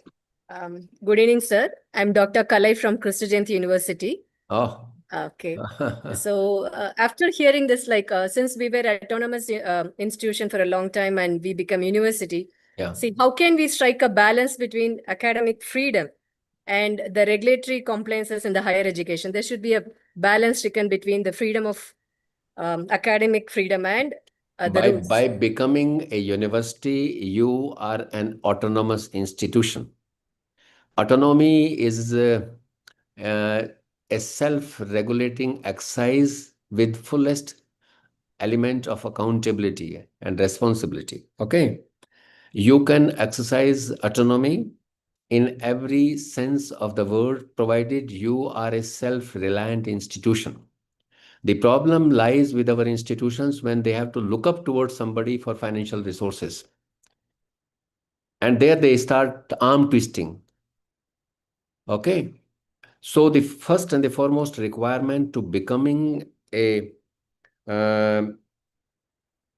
becoming an autonomous institution in the real sense that we have to become a self-reliant institution. And that has been ensured by the Western world. And professors are solely responsible for that. Universities are run in those parts of the world on the strength of the professors. You cannot become a tenured a regular professor unless you bring research grants of a certain order. And therefore, the responsibility will lie on each one of us to bring more resources, to mobilize resources. Because if you look at the profile of the research-intensive universities at the global level, most of the research-intensive universities at the international level are public institutions. There are very few private institutions, actually, like Stanford or Yale. And they are research intensive because of different reasons, actually. Otherwise, most of the institutions are public institutions, research intensive institutions. Yeah. Thank you, sir. You're welcome. So there are a few more questions in the chat box. I'll just read out to you. Go ahead. So you mentioned that Hello, India sir. doesn't invest much towards research and development. Huh? You mentioned that India doesn't invest much towards research and development. For budding faculty, say those who are planning to do a PhD or those who are just finished, what would you recommend towards this? See, for faculty who wish to do PhD, we had a scheme in the University Grants Commission that was known as Faculty Development Program, for which the substitute teacher's salary would be provided by the University Grants Commission, and the teacher would be made free to carry out her research work. You can find out from the University Grants Commission whether that scheme still continues. I am not aware. Okay. So that is one thing. And repeat your question once again. For budding faculty, say those who are planning to do a PhD, those who just finished, what would you recommend towards this? This is what that they should look up. There are scholarships available both at national level and also at international level for undertaking research. So you should keep your eyes wide open and access. I mean, we also have some private organizations, public sector undertaking which are providing scholarships to for the promotion of research. And then at the international level, you have a lot many opportunities provided you measure up to their expectations. So those are the opportunities.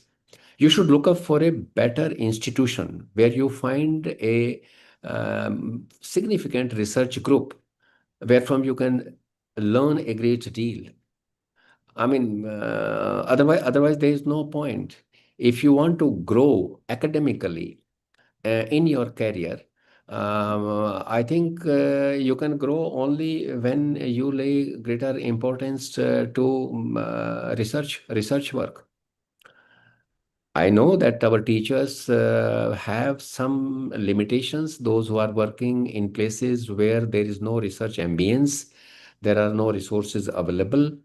But you can identify, I mean, if you are really serious about it, you can compete at the international level and you can do that.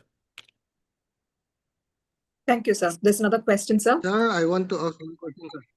Sir, I want to ask one question, sir. Please. Sir, in the last session and in your session, in both in your session also, in the previous session also, main focus is on the research.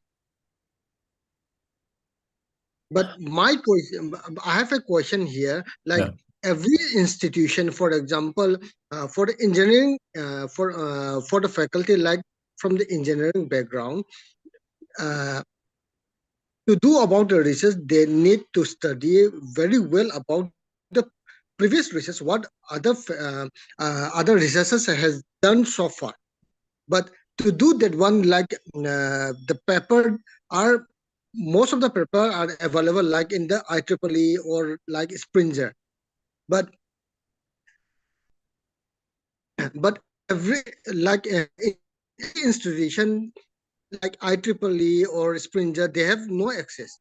Some institutions have the access of IEEE or Springer, but to get the resources, what step can be done so that the good research can become?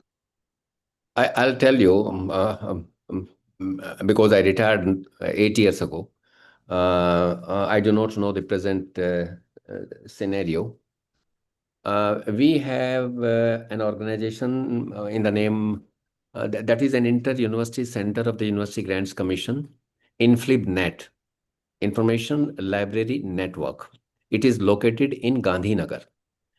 And through InflibNet, we were providing electronic journals to all the public institutions, colleges and universities, and to those private institutions which were taking the associate membership of the InflibNet.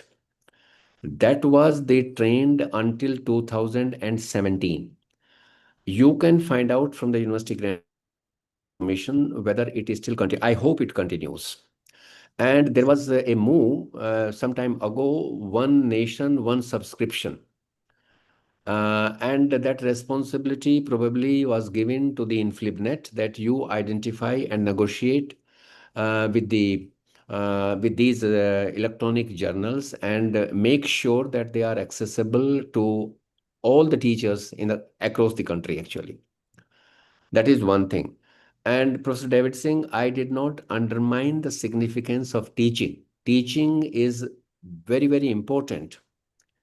You can build the base of research, creating new knowledge, only when you have solid foundation, solid grounding, actually. And therefore, both are equally important. We should attach, and which is why, I mean, in the annual appraisal reports, the equal importance was given to teaching as well. Okay. So we should not undermine the significance of teaching. Teaching is as important as research. Both are equally important. And every institution of higher learning cannot be a research-intensive institution. Let us be pragmatic about it. Because of the geographical location, because of the resources, because of the inaccessibility of the electronic journals, there are multiple factors associated with it. But there are channels available at the national level through which you can access the electronic journals, actually. Okay. Now, at that time, we were also trying to reimburse the processing charges of the teachers, those who were wanting at that time to publish their papers in the international journals. We were paying actually the processing charges. I do not know whether it is still continues or not. If it does not continue, then you should ask for it. You should ask the management of your institution, or you should look up whether it is available through the National Research Foundation or through the University Grants Commission or through the DBT, like that. And that remains a concern, actually, important concern which we need to address at the national level, because the charges are pretty high, and you have to pay in foreign currency for that. And I mean, processing charges are not paid back. If your article is rejected, your money is gone, actually. So that is also a problem. So in the fear of losing money, many a time we would not make a sincere attempt. So that is the real problem, actually, which need to be addressed at the national level. I hope somebody will take cognizance of it, and somebody will take up this issue with the relevant agencies and come up in support of the teachers across the institutions. Yeah, okay.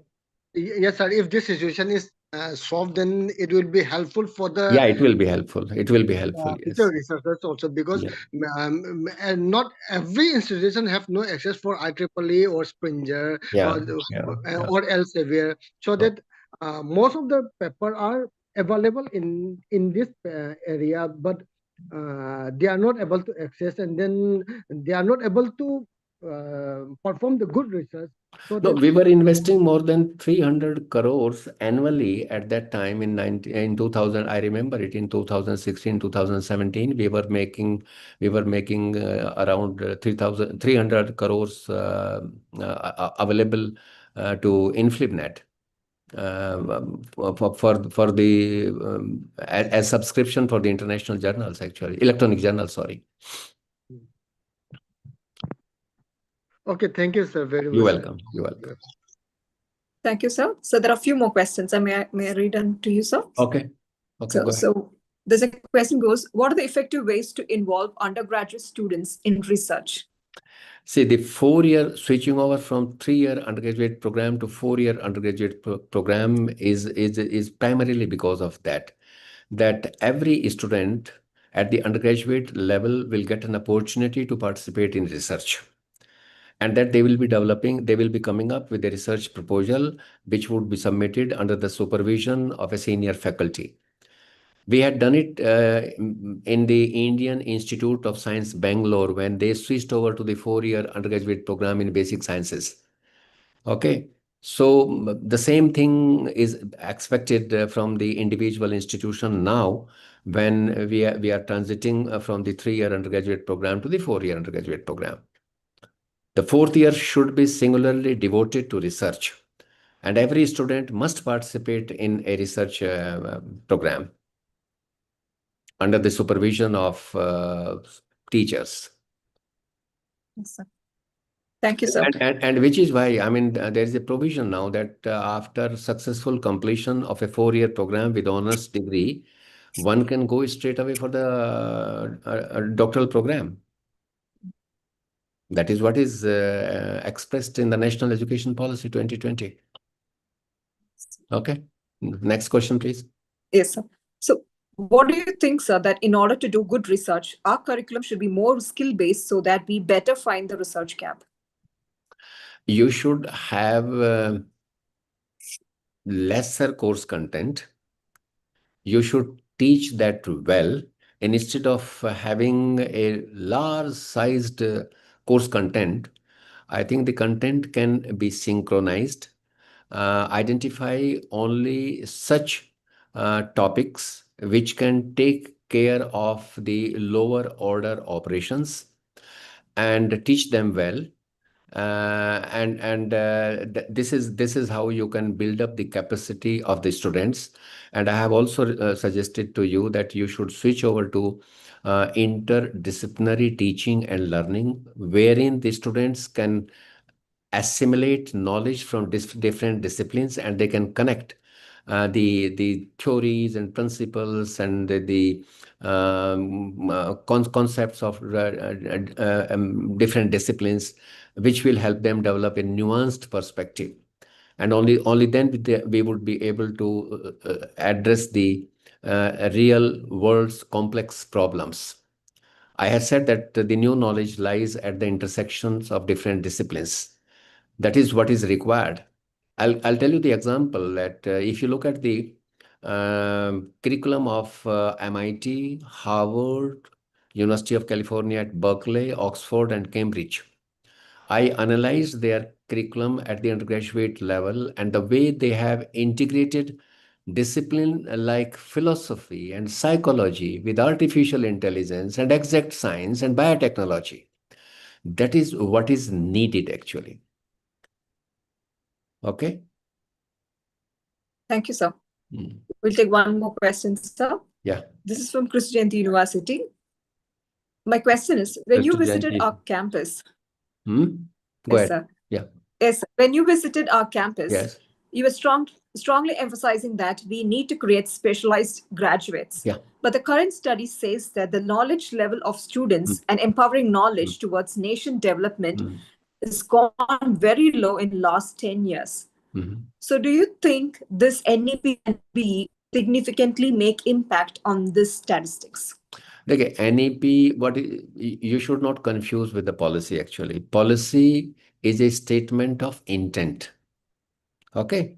We have expressed our intents.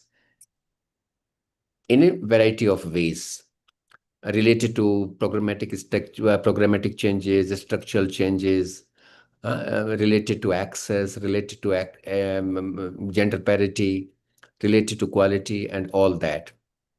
What we need to do is that what was the question? Say it once again. 1 minute, sir.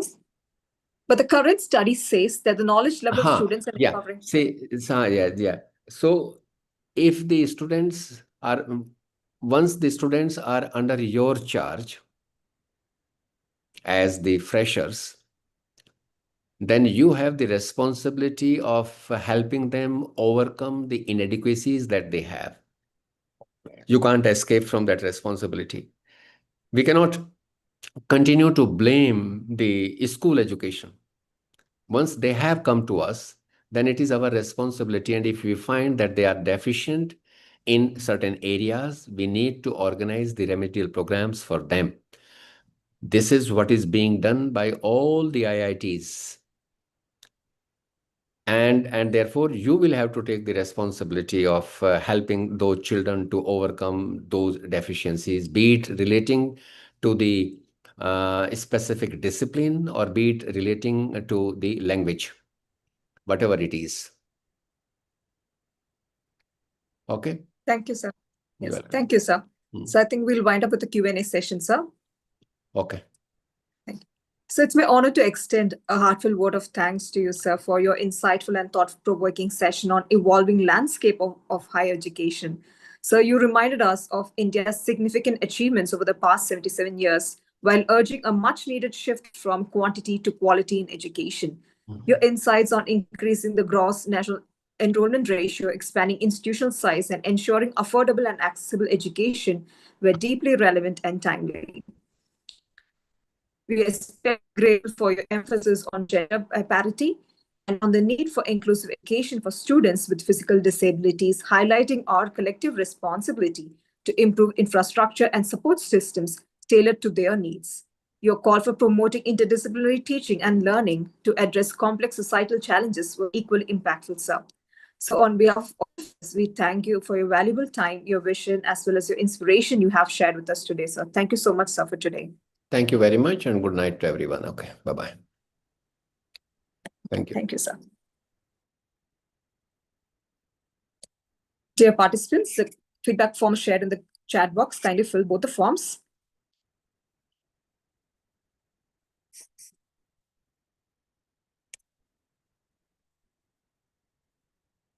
Thank you for the active participation, dear participants. We'll see you next month, next session. Thank you.